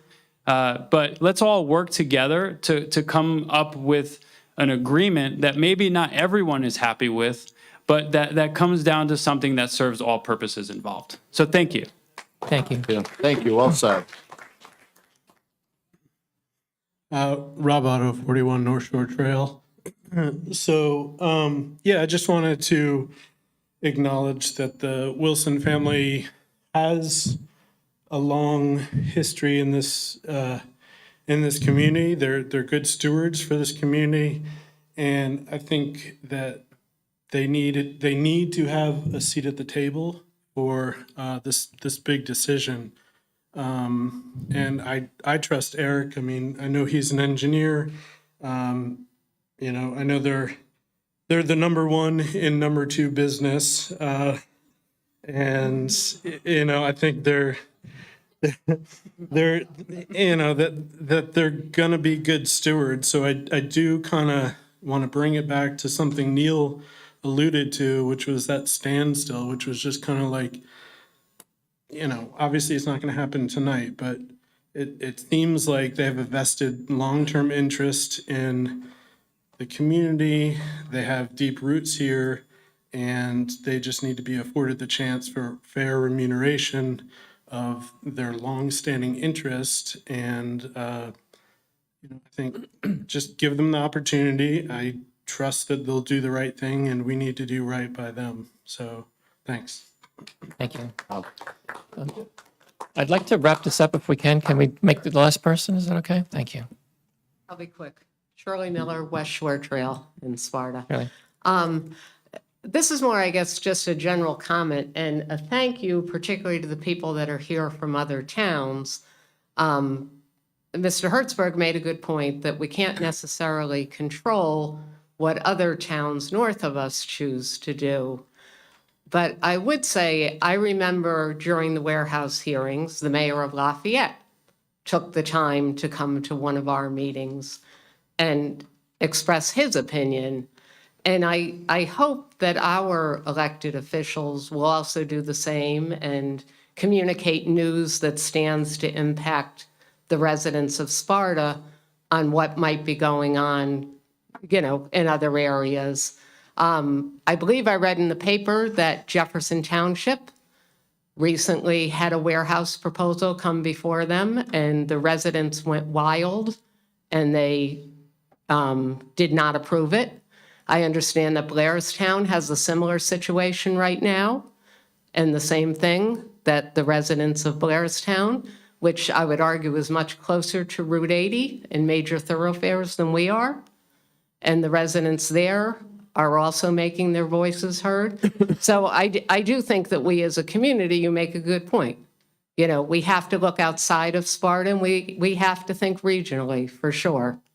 So, but to the comment that, what's happening on Route 15 doesn't affect the rest of Sparta, I would argue that it absolutely does. And I see it, one, on the overpass by Stop and Shop. I think it's people getting off to not travel on Route 15 North. I turned around today rather than go on Route 15 North and went back roads. I've lived here since 1984. I know most of them. And I apologize to the houses I'm passing as I'm taking them. But it happens. So, I think we do need to think on a wider basis. It impacts us all. Thank you. Can we, Mr. Enright and Mr. okay, Mearman. can we leave it at the next two, and that's it, please? Good. We've been here for a long time. I was told that I couldn't have restrictions on time, but let's be respectful. Adrian Mearman, 12 Brook Drive. I've been listening to the arguments from the days, from the public, from the family, and in a sense, I wish that the family had spoken earlier in the evening, because I think they made a very good point. They own the property, it has a certain value. If we want to do something with it, we need to work with them. And if there's an economic equation, what do you want for it? Can we afford it? Maybe we should go that route. We're not going to negotiate in public, but I No, of understand course what you're not. saying. But I'm not the negotiator. I'm just whispering in your ear. But so having said that, aside from who owns the property now and what they stand to lose or gain, why would Sparta want to develop that piece of land? We're not developing that land. Okay, why would Sparta have an interest in the development of that land? Why would you, as a Well, the as a municipality council, passes land say, use laws. All right. So I don't understand the question. The question is, what's the interest in Sparta of either seeing development or not seeing development in any given? We hear about ratables, we hear about livability. What is the purpose of, say, having that land developed? When we speak with, when we listen to the family, say, look, all those early developments bring in good variables to the town. They have been good for the town. When we think about what this particular area could allow, it could allow very beautiful development like an orchard, a winery is mentioned, like beautiful, applications. It can also have Popeyes, your favorite. No, not yours. Kentucky Fried Chicken, all that kind of low dollar value businesses that will bring in certain variables. But what is the economic effect on Sparta as a whole? What kind of jobs do you get out of that? Minimum wage, part-time jobs. What is in the interest of Sparta to develop that either indifferently or to develop it correctly? As far as the traffic goes, Ms. Hertzberg, you mentioned most of Sparta is not affected by that road because most of Sparta lives somewhere else. I remember back in the early 1990s, there was a discussion about what to do with all that toxic waste that we produce as a nation, and they talked about national sacrifice zones. Parts of our country where all the toxic materials that we produce as a nation would be dumped and nobody else would have to deal with it. National sacrifice zones, they were called. I hope that that section of Route 15 does not become our township sacrifice zone, where we just stick everything we don't want and only a small part of the population will be affected by it because everybody else lives somewhere else. I live somewhere else. I'm not affected by it unless I choose to go there. Right. But the traffic is a big concern again and again. I find that some of the analysis of some of the statements in the ordinance are absolutely incorrect about the effect that certain types of driveway capacity around, say, a drive-through establishment would reduce the traffic impact on 15. That's just not true. Traffic at one point leaves 15 to get through a drive-through and re-enters 15. Same volume of traffic, just a little 5 or 10 minute delay. So the potential danger of this ordinance is that it gives the green light to that kind of development with the blessing of the current planning board, town council, and it signals to any developer that if you fly in under this ordinance, you have a green light. You'll be able to get in. Under the previous ordinance, which allows worse type of development, worse quote unquote, what we have seen with, say, Diamond Chip is that since the township, the residents got wind of that development, there have been tremendous turmoil. There has been tremendous adversity for their application. And a year and a half later, they're still not anywhere close. If we have an ordinance that says to certain developers, you are welcome, no resistance to unwanted development will be successful from the residents anymore.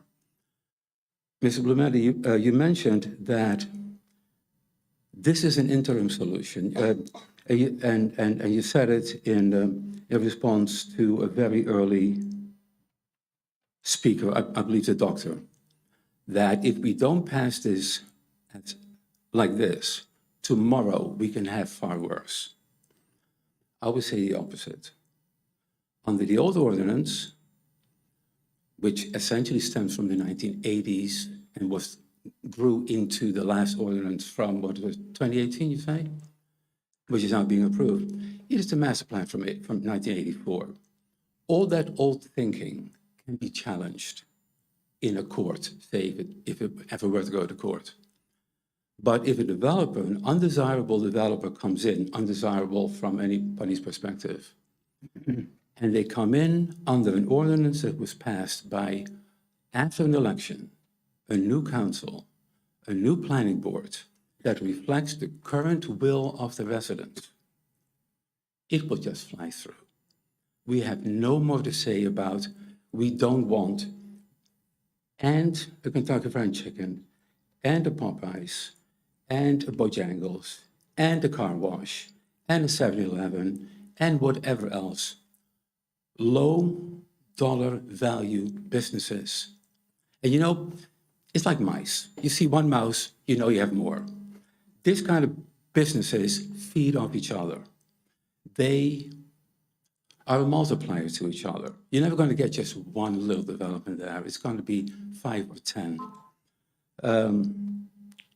By giving the green light to that development in principle now, we'll never have an argument to say, we don't want that whole suburbanization or that whole commercialization by outside developers in our town. It's the exact opposite of, I think, the fear that you expressed. You thought that would happen under the old development. I think we have a chance to stop that. I respect your opinion. Are you suggesting, though, that we rely on fear of developers to come in now under the current ordinance, and that we'd have a legal remedy from a planning board to deny that without it going up to court anyway? No. Leave it as what I'm is? actually thinking of is a comment that I remember from Mr. Hertzberg a few meetings ago, that developers are currently afraid to come to Sparta. They avoid Sparta because Sparta is crazy right now. Is that a good thing or a bad thing? Well, it's a reality, apparently, that developers don't want to come here.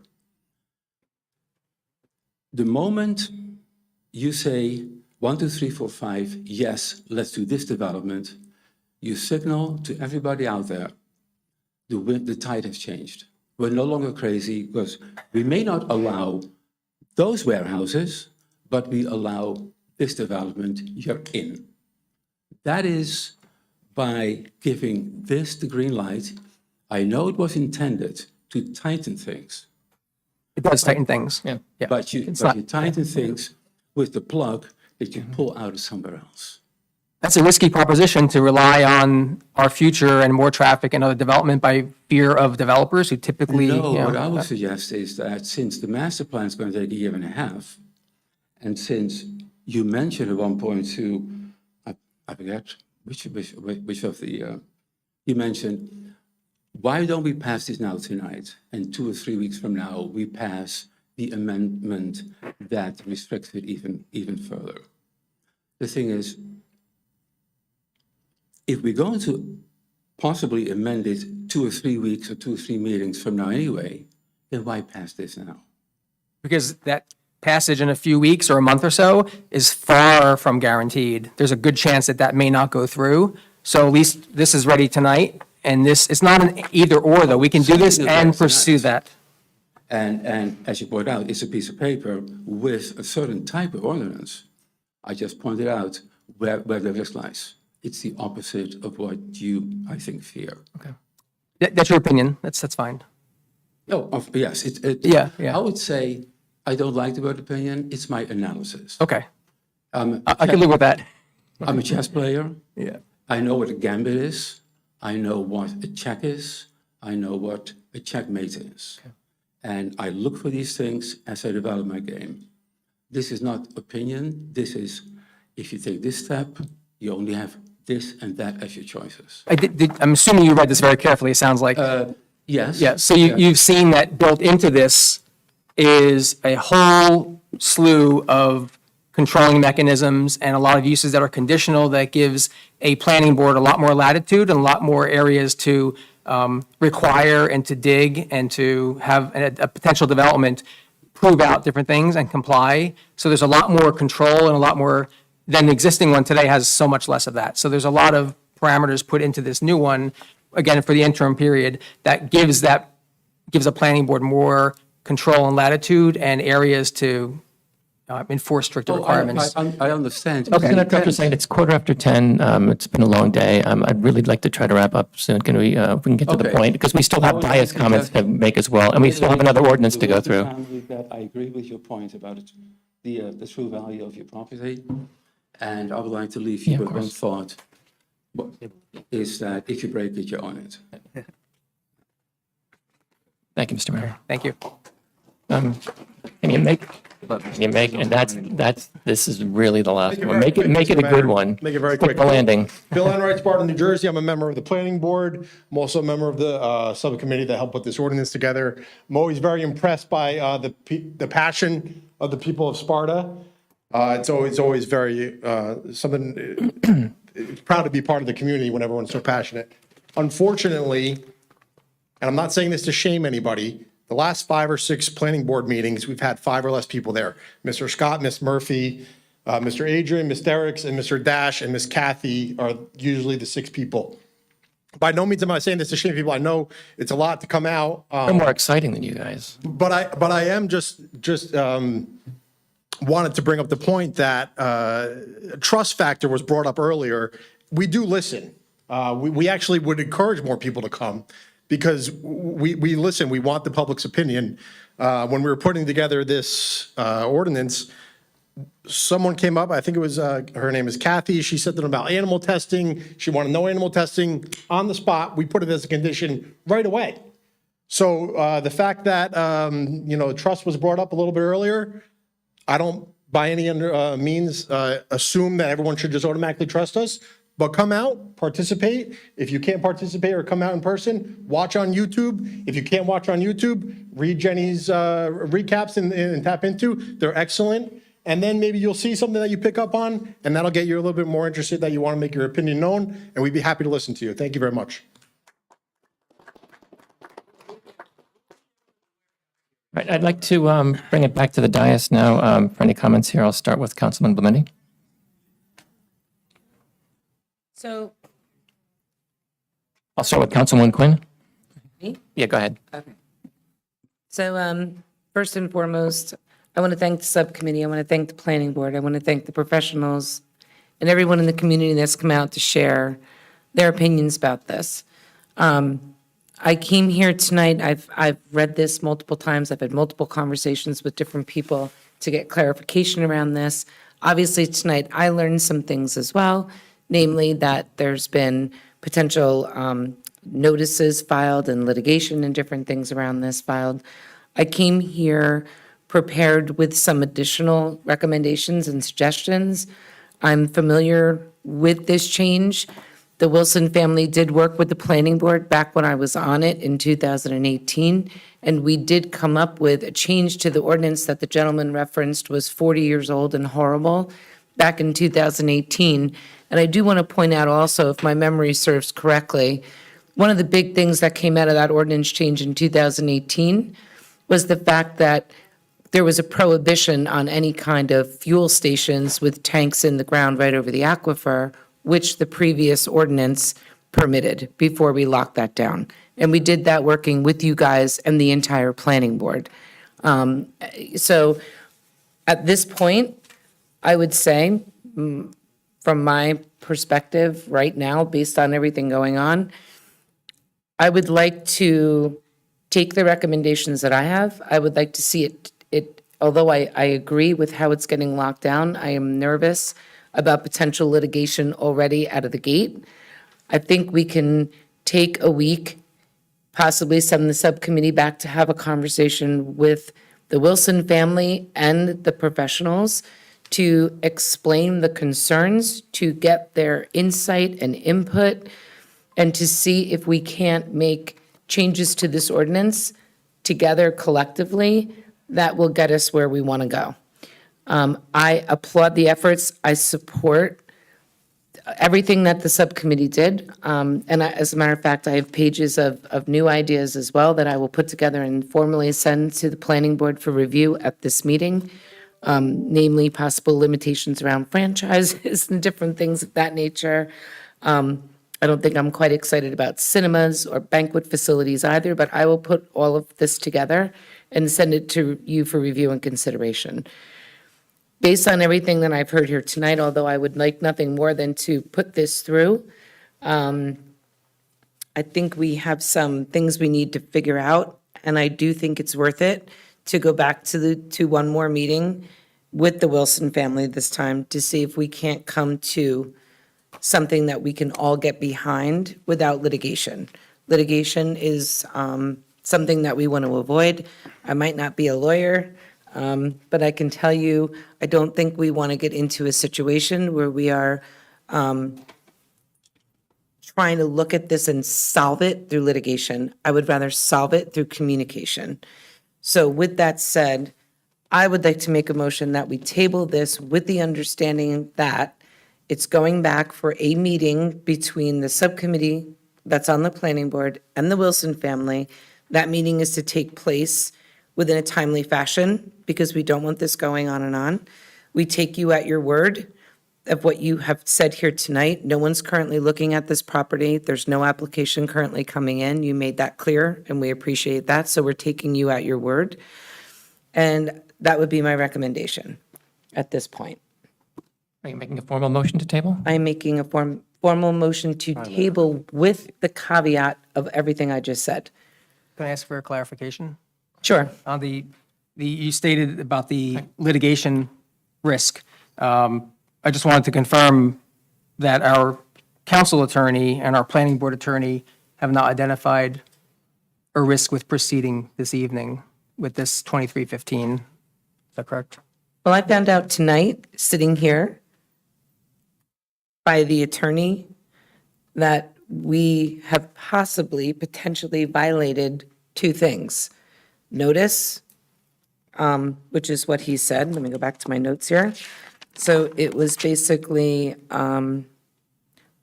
we did not give any kind of notice before, and you guys protested the fact that you're asserting the fact that these changes basically fundamentally change the zone itself.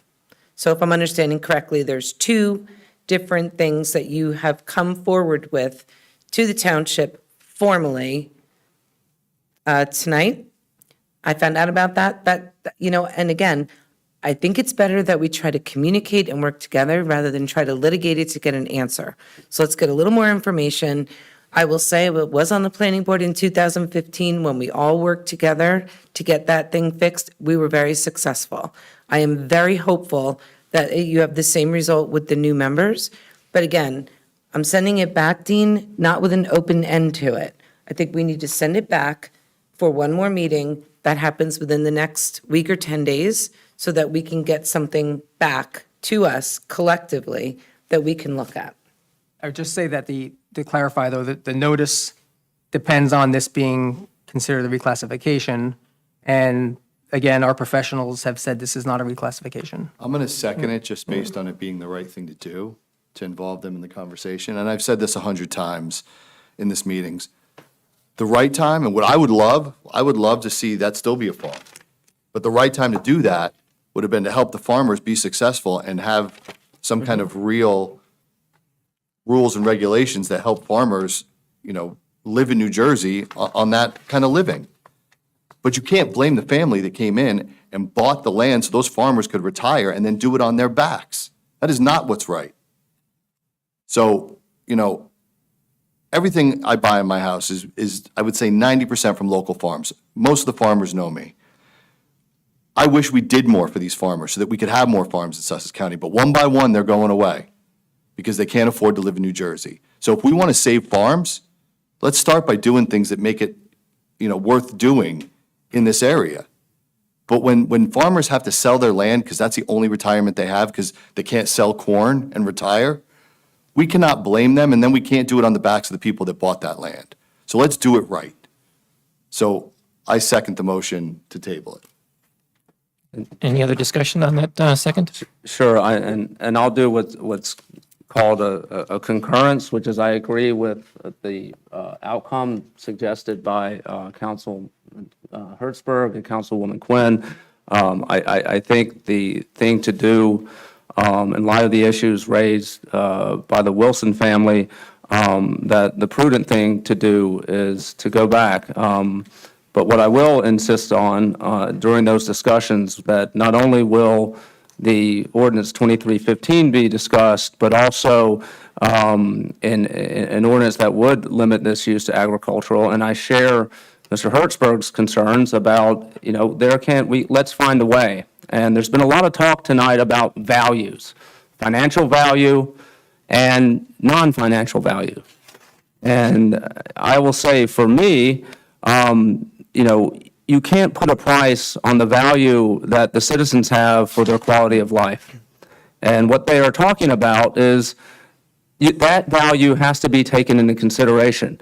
And given the history that Mr. Wilson enunciated very eloquently, they have taken that into consideration. They have, by the contributions that they've made to this community. And so what I would like to do is to come up with something that's consistent with the values that the Wilsons have lived their lives and spent their treasure trying to do. We can do that. And from my point of view, I understand, that they are, concerned with the, financial value, but that's not all that they're concerned with. They wouldn't have done the contributions that they made to this town if all they cared about was money, right? So I trust you when you say that. And for me, I kind of liken myself to your grandfather when he was called at 11:30 at night to help with the lumber. He saw a crisis unfolding, and he jumped to that. When I hear the turnout that we have today and the lived experiences of the people in the traffic, and when I read through the traffic reports, to me, that is the emergency. We have to address it. And the fallacy of sunk costs is true. We have an obligation. It's almost like a Hippocratic oath. Don't make it worse. Do no harm. Right? And that's what we should take it. If we can't control Franklin, we can't control Andover, we can control Sparta and have that guiding principle, don't make it worse. And so with that, I think the prudent thing to do, as Councilwoman Quinn has suggested and seconded by Mr. Hertzberg, is to go back and to have a discussion. And that would be an example of the community working together, right? And finding a way for the citizens of this town and also the owners of the property to work together, because I do believe that we can find a common ground that's in the best interest of both the community and the property owners. And, maybe I'm a little bit biased because the W in my middle name is Wilson. So if I do a 23andMe, probably we're related. I don't think it's a conflict, though, so don't get too excited. But in any event, I really thank you for coming out, and I think you've added a lot of context to these discussions. And, to pick up on what, one of my heroes in this town, Marilyn Chapman, who comes out to these meetings despite being well into her 80s, despite her medical conditions, is we need people to come out and provide that context. And I hope people continue to do so. I hope people will take up Mr. Enright's suggestion, come to the planning board meeting. It's been a very exciting meeting. It's been a very hard past 5 weeks dealing with this issue. And a lot of people, including me, put a lot of work and analysis into this. And for me, I got elected, and it's my value to represent what I think the people have wanted. And for me, and that may be different for other people up here, those are my stakeholders. And to me, if we were to pass the ordinance as it is right now, the 2315, and just speaking for myself, it would actually do violence to what I ran on and what I did. And I couldn't sleep at night. And I haven't been sleeping at night. And I don't say this to have sympathy. I say this because this means a lot to me. In the same way, that land and all the contributions that the Wilsons made means a lot to them, right? And let's come together with all our values and figure it out. And I think we can. And I think the way to do that is the best way is to table this motion, to table 2315. Thank you.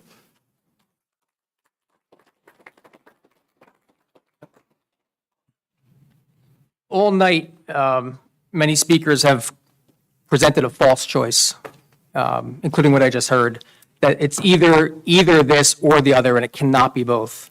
That's simply not true. There are risks with both approaches. Passing this one tonight could be enforced for a few weeks to a month. It could be enforced till next year. We don't know. It is stronger and tighter and more protective than what exists today.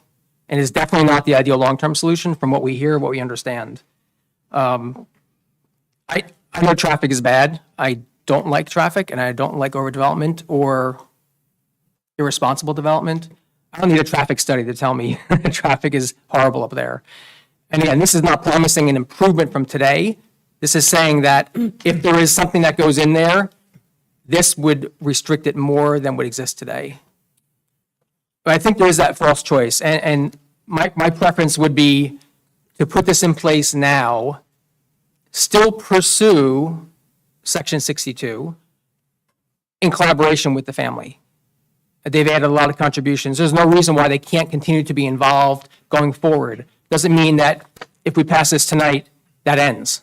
In fact, they should be involved, and according to the master plan practices, which we will definitely follow, the public is involved in the master plan recreation, and that the Wilson family should be involved in that as well. So I don't see it as an either or. It's all been in black and white tonight, and it's not necessarily true. We could pass this tonight, still talk about Section 62 and pursue that. There's no reason why we can't have both, and continue to talk to the Wilson family and find out what's the best, most equitable solution to this with their input. Again, the planning board and subcommittee proactively chose this to help reduce the risk of something else happening that would be worse. And I think this does it. I'm not going to go through all the changes again. We've heard that a number of times tonight. There is no downside, in my mind, to passing 2315 tonight. Now, we don't just drop the ball and say, okay, we're done, let's go on to other issues. We pursue this more broad and more aggressive solution, and we hope hard that if that's what we want, it passes and we get through and is minimize risk. And we also work with the family. I don't think it's an either or. I think we still are leaving ourselves open to not having these tighter restrictions in place. We haven't gone back to, and that, not to put you on the spot, we haven't gone back to the family and asked what came up earlier. Is there a firm public commitment that as we work through this process, if we don't pass this tonight, that there would be nothing coming in until, I'm sorry. No, no. yeah. There's a spot at the end of the agenda for other comments. Thank you. Yeah. Are you I done? mean, we can't ask for, I'm sorry. it's material to our decision. Okay, go ahead. Yeah. Sorry. Mr. Wilson. Mr. Wilson. I already asked him this. We talked about this before. Was that in private, though? No. Okay. Go ahead, Councilman Linda, go ahead. Yeah, if you wouldn't mind, would you share your view on that, if you could? What is your willingness and commitment to holding off on, I'm not saying not entertaining any potential buyers, but to putting an application yourself in or selling it and having an application come in before we continue this process? I stated earlier that Thank you. if my request is granted, which I think it seems kind of quick, but that Ms. Queen's motion, then as far as a verbal agreement to say, yeah, we're not going to do anything in the next 10 days, sure, but if you pass this and say, hey, we want to work with you, but we want to slash the value of your property by 50%, whatever the number is, but it's substantial, first, then that feels very disingenuous to me, sir. Well, when you said 10 days, it was a hypothetical? I mean, nothing's going to happen in 10 days. 10 days, my Not a attorney will have to hypothetical. discuss this. It's in the motion.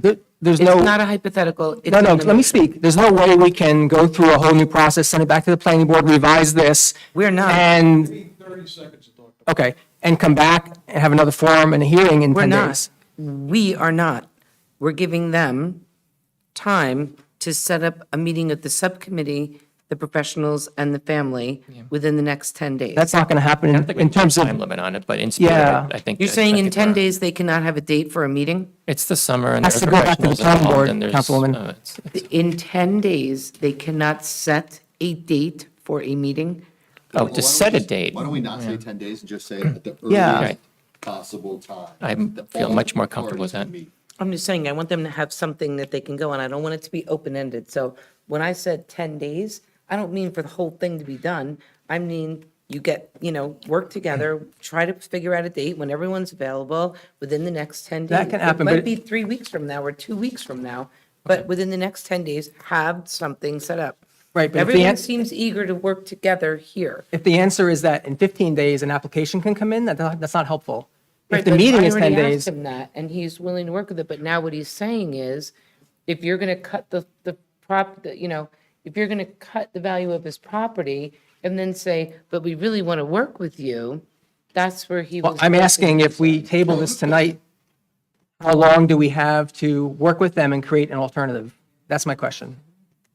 That's up to how quick they can get together. That's what I was asking. That's not 10 days, it's probably a month or two, right? I mean, It doesn't have to be.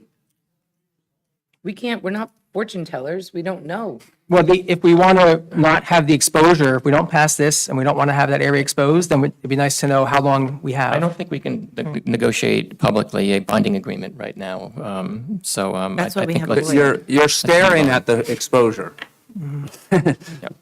So, Obviously, some confusion about the question. Yes.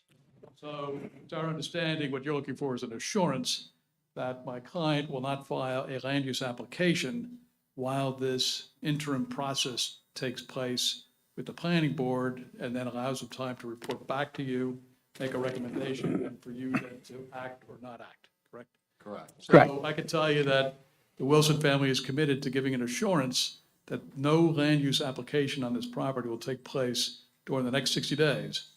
And they frankly have no plan to allow one anyway at this time. There's no concept in the moment.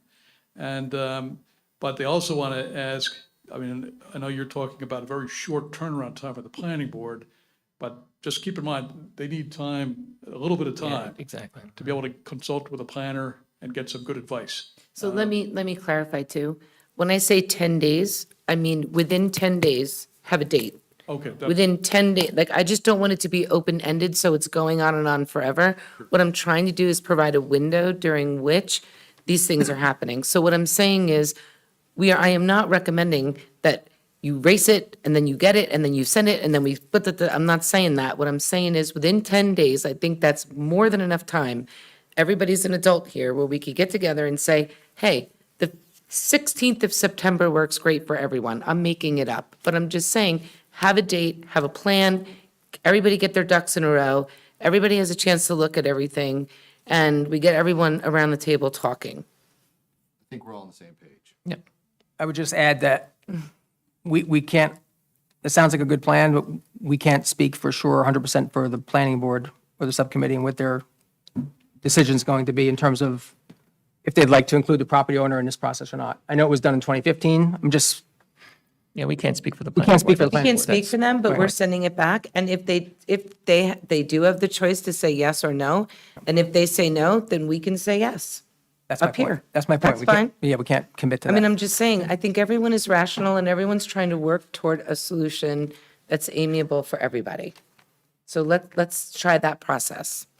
I have full confidence it will work. So I'm okay with postponing this as long as we have that commitment. Okay, so we have a motion and a second. So do we I have need what do couple we need? things to Roll call say as vote? well. I just wanted to say something that's actually been on my mind too. We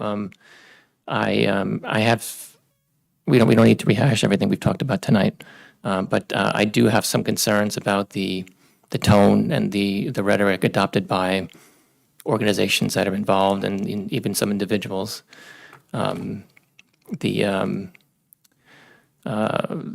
The changes that were made here and debated and informed over hundreds of person hours of work with citizen volunteers and professionals. We're all determined that this is the most restrictive development we can pose on this zone, and the SRD organization described this as deadly to the hopes for a livable Sparta as a bullet through the heart from friendly fire. And that struck me a little bit because my friend Gary was killed in the first Iraq War, struck through a bullet in the heart from friendly fire. And I just can't help but thinking, is that really what this is like? That's what happens when you dial everything up to 11 with everything. There's nowhere else to go, and you end up with stuff like this. I personally found that language a little bit offensive. I would think anybody who served in the military, who had friends and family that might have been affected by it, that would also find that kind of rough to take. So again, that's what happens when you dial everything up to 11. You run out of superlatives and you start grasping for things like this. In addition, we just came off of last year a very contentious election. I didn't get a single threatening email or message the whole time, or phone call. People were, animated and said some things that were unkind, but nothing threatening. We went through a flag ordinance change. It animated a lot of people, and people were had feelings one way or another. I got a lot of interesting emails that people were upset about. Not a single threat. I got my first one last week from an SRD member. Told me that I better have police protection when I get here today. Better make sure that panic button under my desk is working. I don't really know what the takeaway from that is. Other than that, just it's rough. So having said that, we have organization and individuals saying that we can, throw away precedent and our own legal advice and just keep saying the word Section 62, and that means we can do whatever we want with impunity. The fact that our municipalities have tried this, have been sued and lost, and in the end, there is significant legal risk. And so I think I'm going to agree with tabling this, as we're all saying, this is time to have a think with our professionals and say, what is the real path forward over here? I think I'm just agreeing with the rest of that. And again, as we saw, these risks and these problems are not abstract. They're real. They're sitting right in front of us, right? I was a property owner. I had 14 commercial and residential tenants for a long time. I know the sting of when your property value goes down. People think you're made of money because you got some property, and you got real problems a lot of times. So in any case, with all that said, yes, of course, we're concerned about traffic. We all are. I think we made that pretty clear. Everybody on both sides of the dais are. We're just, I guess, trying to figure out how to get to the best place. Personally, I'm more concerned about water, but I don't want to start a water conversation at this time. So I'll also say that I'm for tabling this at this time and then having a think with our township professionals to look at this more carefully. Anybody else from the dais have any comments before we vote to table it? Yeah, Mr. Mayor, thanks for sharing that. I share your view on the temperature level lately with this. And I think in part, it's fueled by misinformation and false implications that are put out there on social media and other areas. And by that, I mean an incomplete picture of all the options, and the way it's being framed, I think adds fuel to the excitement, I'll use that word, about it. So I think if we can take more care in presenting the full picture and the full implications and the full story in context, I think that would be helpful in terms of giving everyone a clean picture of what's happening. I received a number of emails. I responded to them all. And I had some really nice responses, actually. When I received them, it made my day because people understood and they said, okay, now I get the bigger picture. Here's what's at stake. Here are the real options. It's not just this or nothing. This is not brand new development being shoved down our throat. So it was helpful. So I think the more information and context that's out there, it would just help all of us. Anything else from the guy? I think, yeah, if no one has anything, maybe we could do a roll call vote. It's late. A roll call vote, please, to table the motion. Well, I think one thing I will say is that, I've probably been, called more names than I ever have, even after being a litigator for 25 years, just being on town council. But that comes with the territory. And what I do in those situations is say, there's obviously passion behind that, right? So instead of taking offense at what I was called, what's the passion behind that, right? And to me, that's a more prudent way. It's a way that understands, that says, I can either take offense to this and come after the person with the same vituperativeness that they came at me, or I can understand where they're coming from. And I get that people may not like being called certain names or, veiled threats. I didn't read the email that way, but you have every right to read it that way. And if it was that meaningful to you, then I will take it. I'm not going to, try to have you disagree with it. I wouldn't have taken it that way. But I think what we should realize is that obviously people feel very passionately about this.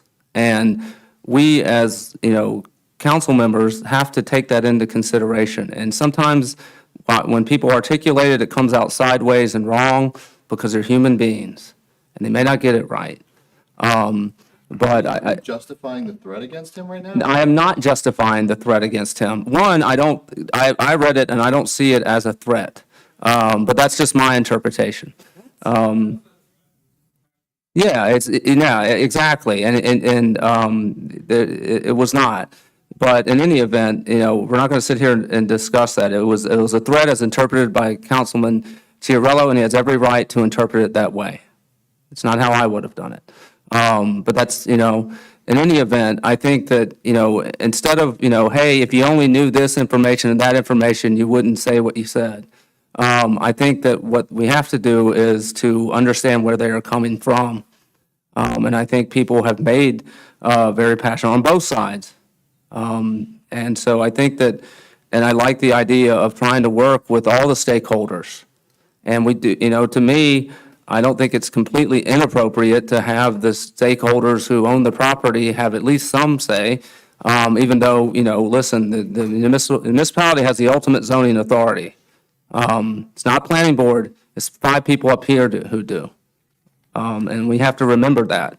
And we have an obligation, not just to the owners of property, but to all the citizens of Sparta, and we have to take that seriously. And I know we will in the coming months. And I thank again the Wilsons for coming out and their contributions to this community. I think just something else as well. People need to understand technology is great until it's not. And I will be really honest with you. I forget the president that said it. I think it might have been Churchill, but I'm not positive, that said, a lie will get halfway around the world before you get out of bed in the morning and put your pants leg on. Was it Churchill? Did I get it right? Was it Churchill? And that's something that stuck with me. And you know what? We see this going on social media all the time, right? Information that is posted as factual information that is actually an opinion that probably should have in front of it, I think that this is what's going on. It might be that, but what's posted, this is going on, that's not right, because there's no source of truth. And so as a result, people get very upset and offended and to your point, dialed up to 11. In many cases, it's not even necessary because the information that is on these social media sites is opinion. So I caution everyone, please do not go to social media as your source of truth. Please, if you have a question, and honestly, understand that some of these places that are out there are echo chambers, and when you start seeing attacks on people and not the issues and not factual information going out there, that's a trigger. This is why we have kids and staggering numbers that are committing suicide in school because of the power of how this information gets out there. So for every adult in the room, that everyone needs to take a step back and really process what you're reading on Facebook and ask yourself this question: do I know for a fact it's the truth? Because just because it's posted somewhere, I don't care if it's in a newspaper, I don't care if it's online, just because it's printed or posted somewhere does not mean it's true. If you have questions, we all have emails. Our professionals have emails. If you see something and it concerns you, email. Get to the bottom of it. Take the extra time to be your own fact checker. Don't be a sheep just following along with what's being fed out there. So that's my last thing on it, and if no one else has any comments, it's really late, let's vote. May I have a roll call vote, please, to table ordinance 23-15? With the caveats, Dan. Not just table it with the follow-up meeting and all that stuff. I just want to make sure that. Can you restate your caveats then? Because I don't think we were clear on that. It's fine. We already know what it is. We know what it is. It's in the record. Roxanne, please add it into the motion. Councilman Blumetti. Yes. Councilman Hertzberg. Yes. Deputy Mayor Clark. Yes, with a caveat I suggested as well. Thank you. Councilwoman Quinn. Yes. Mayor Chiarello. Yes, the motion is tabled. Will the clerk please read the title of ordinance 23-16? Township of Sparta amending Chapter 11-2 Retail Food Establishment Code of the Revised General Ordinances of the Township of Sparta. I'd like to make Before we go, thank you guys for Thank you. coming. Thank you very I much. appreciate it. Thank you. I'd like to make a motion that we table this because I think this deserves some real discussion. And I agree. Yep. think I'll it's too late second for it. that. It's, yeah. All right, so do we have to open up for public comment before we vote to table it? That's maybe a question for, Well, We're we're going tabling to the table it. hearing. We're not going to have the Right. hearing. okay, so there's a motion to table it. Is there a second? Wait a minute, are we tabling it or Tabling postponing it? We're tabling it. Tabling it, it's the same thing. Automatically postponed. I'll second. It has been seconded. May I have a roll call vote, please, to table ordinance 23-16? Councilman Blumetti, Yes. Councilman Hertzberg. Yes. Deputy Mayor Clark, Yes. Councilwoman Quinn, Yes. Mayor Chiarello. Yes, ordinance 23-16 is tabled. At this time, I'd like to open it up to the public for any comments on any of the resolutions that are before us tonight. Seeing none, back to the dais. Are there any comments on any of the resolutions tonight?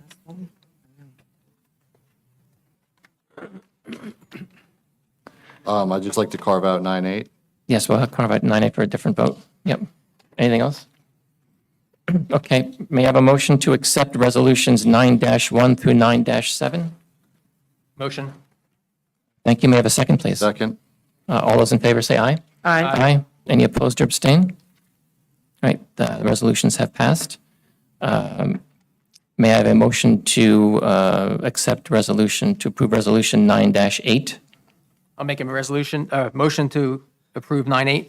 Thank you. May I have a second? I will second it myself. Any discussion on resolution 9-8? Abstain. I'm abstaining as well. Will the clerk please call the roll then? Councilman Blumetti, Yes. Councilman Hertzberg, Abstain. Deputy Mayor Clark, Yes. Councilwoman Quinn, Abstain. Mayor Chiarello. Yes, the resolution is passed. Are there any council liaison updates to share? I'll start with Councilman Blumetti.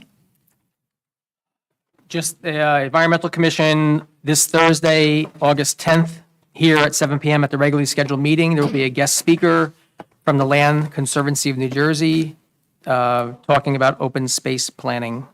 I don't typically give updates for the planning board, but the site plan waiver subcommittee issued its report from beginning of the year through end of July. Over 30 cases were handled and resolved. The New Jersey Plan Endorsement Advisory Committee, which includes members of different committees and including people from the public, kicks off next month. That's about the town center endorsement process. And finally, the RFP, the search for professionals, was issued on July 28th, and it'll be open for 4 weeks, and it closes on April 25th, and that's for planning board attorney and planning board professional planner. That concludes my report. Thank you. Deputy Mayor Clark? No updates. Thank you. Councilman Hertzberg? None tonight. Thank you. Councilwoman Quinn? I just want to thank the members of the Senior Advisory Committee on behalf of Councilman Hertzberg and myself. They're the ones that brought the issue, as I've been talking about here for many weeks now, of food insecurities forward. And we were able to work together with members of the Sparta Food Pantry, the Advisory Committee, and we were able to also coordinate with administration and staff, so thank you very much, in getting a flyer about food insecurities out to every single resident of Sparta Township in their tax bill. So I want to thank everyone for bringing that up. And that's it from my side on reports. Okay. Congratulations. I appreciated receiving that. It was very nice to see. It was really informative and valuable. I have none for myself. There is no unfinished business to carry over. So we're now considering new business the same as new and old as we did before. So does anyone have any new business? I'll start with Councilwoman Quinn. I do have new old business on something that I think we need to revisit. We started this conversation in 2020 during COVID, and I just want to put it back out there for the chief, for the manager. Josh and I were in discussions and having discussions looking forward, kind of planning out from a public safety perspective, what should we be doing moving forward now that the second side, the side over the railroad tracks is getting more developed? We've also had residents that live in places like Pegasus and Ponderosa that have been having issues getting insurance for their homes because they're X amount of miles away from emergency medical services. So in 2020, we started a conversation, hey, what would be the likelihood? Should we get together with the police, with the fire, with the ambulance, and talk about planning out or talking about, do we even need or do we need something like a pole barn second facility of sorts, a satellite station on that side of town, to be able to have vehicles there that members of these volunteer organizations can get to quickly and respond to incidents faster. So I would like to see that conversation revisited. I know COVID came up, so I'm bringing it up here, and I would like to keep that conversation, to revisit that conversation, and have you guys come back and talk to the fire, talk to EMS, talk to everybody, and let's talk about it. Maybe it's not, maybe we don't need it, but maybe we do. I just think it's worth revisiting, I so. know since then, there has been some mutual aid agreements with Hardiston Fire for that end of town, if I'm correct, right, Sam?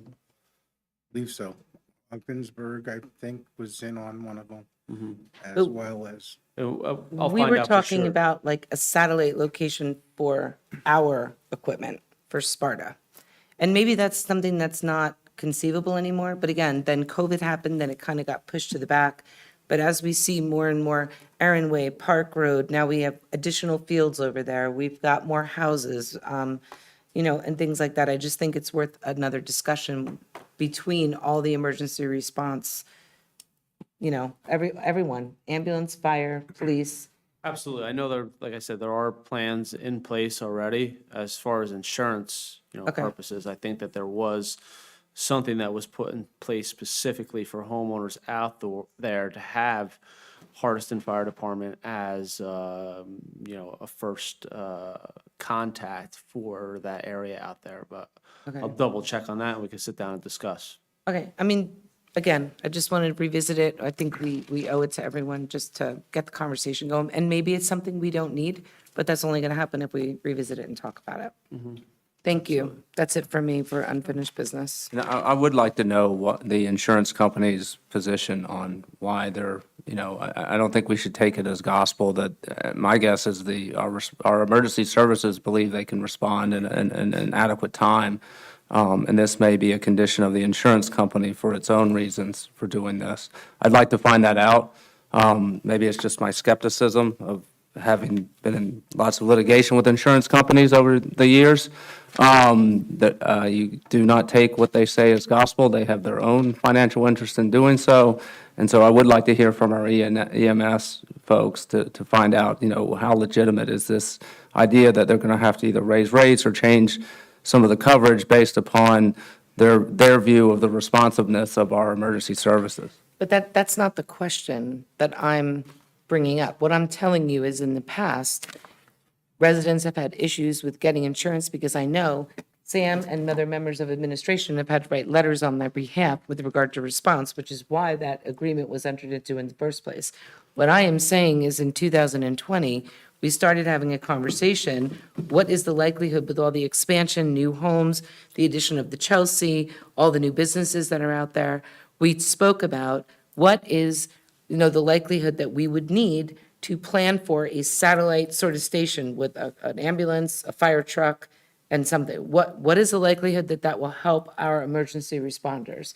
And that information, I think we only get from them. I don't want to go to the emergency responders and validate what's going on with the insurance company. I know what's going on with the insurance company, so do you, because you wrote letters, and that's why we have the agreement. I want to know if it's feasible and if they think it's in the best interest of public safety for us to have a satellite station now that we have all this development over there on that side. That was what we were talking about in 2020. So that's what I'd like to charge you guys with, just having a conversation with everyone. And I'm happy to be there as well, since I was involved, when we were brainstorming it. If you want, that's great. If not, if you guys could set it up and have that conversation and just get back to us, that would be great. Absolutely. Okay? Thanks. That, Nope, I've got nothing. New business? No. No. Councilman, okay. I've got a couple of things I'll go through real quick. One is this is a mayoral appointment, so I'd like to appoint Caitlin Gagnon to the Plan Endorsement Advisory Committee. Caitlin Gagnon. who else has volunteered for that?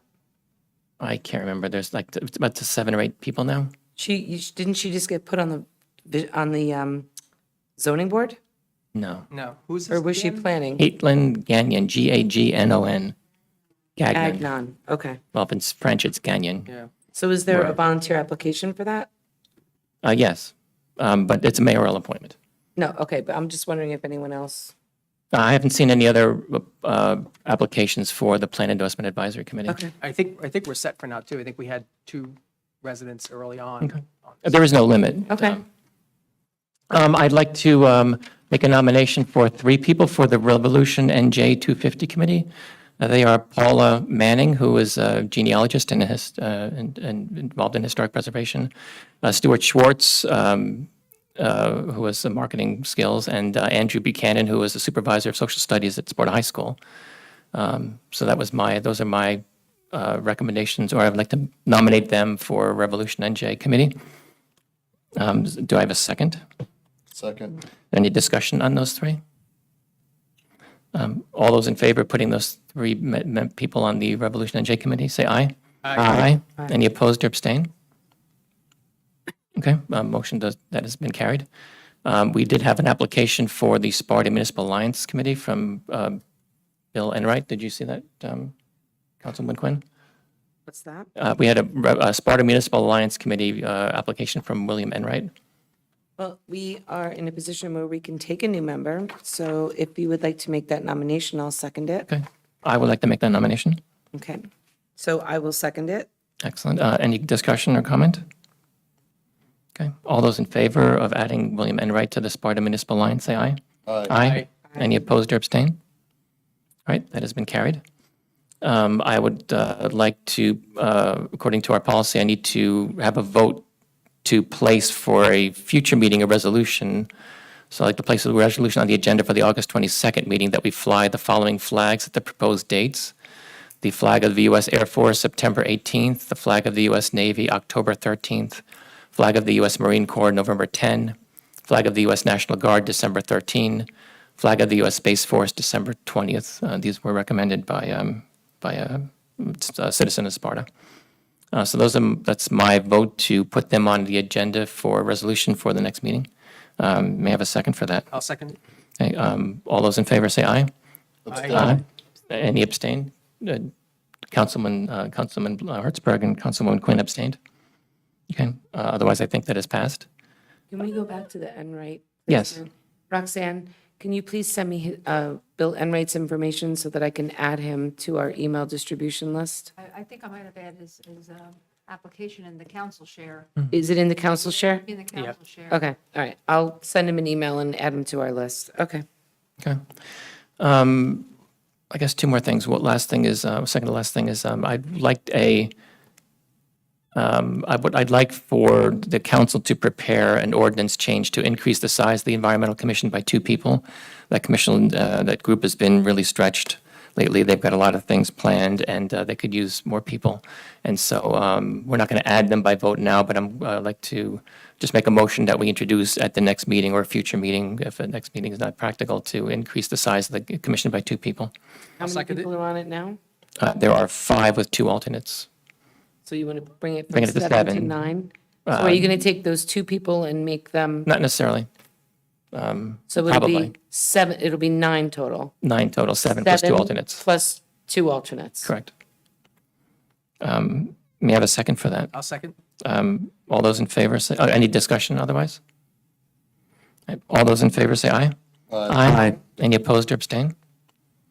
All right, motion carried. And last, one quick, we do have a meeting scheduled for August 22nd. There was some discussion whether or not we want to think about canceling it, which has been done in the past, but we did meet both times in August last year. So I think with all that we've just talked about on our plate, it's probably prudent for us to meet on August 22nd. Any issues with that from anyone from the council? Particularly because we tabled the food truck Yep, we got ordinance. food truck, we got other fun. All right, that's all I have. So at this time, is anybody from the public, is it open to the public for any comments before we adjourn?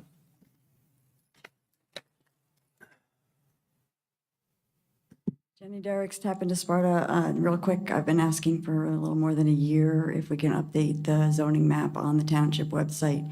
It's dated 2013. We've had certainly a number of Actually, adjustments this since morning. then. So I'm going to keep asking because someday I'll get it. We got that updated? Do we have that updated? Yeah. Good. I got a nod, so I think we're good. All right, anything else from the public?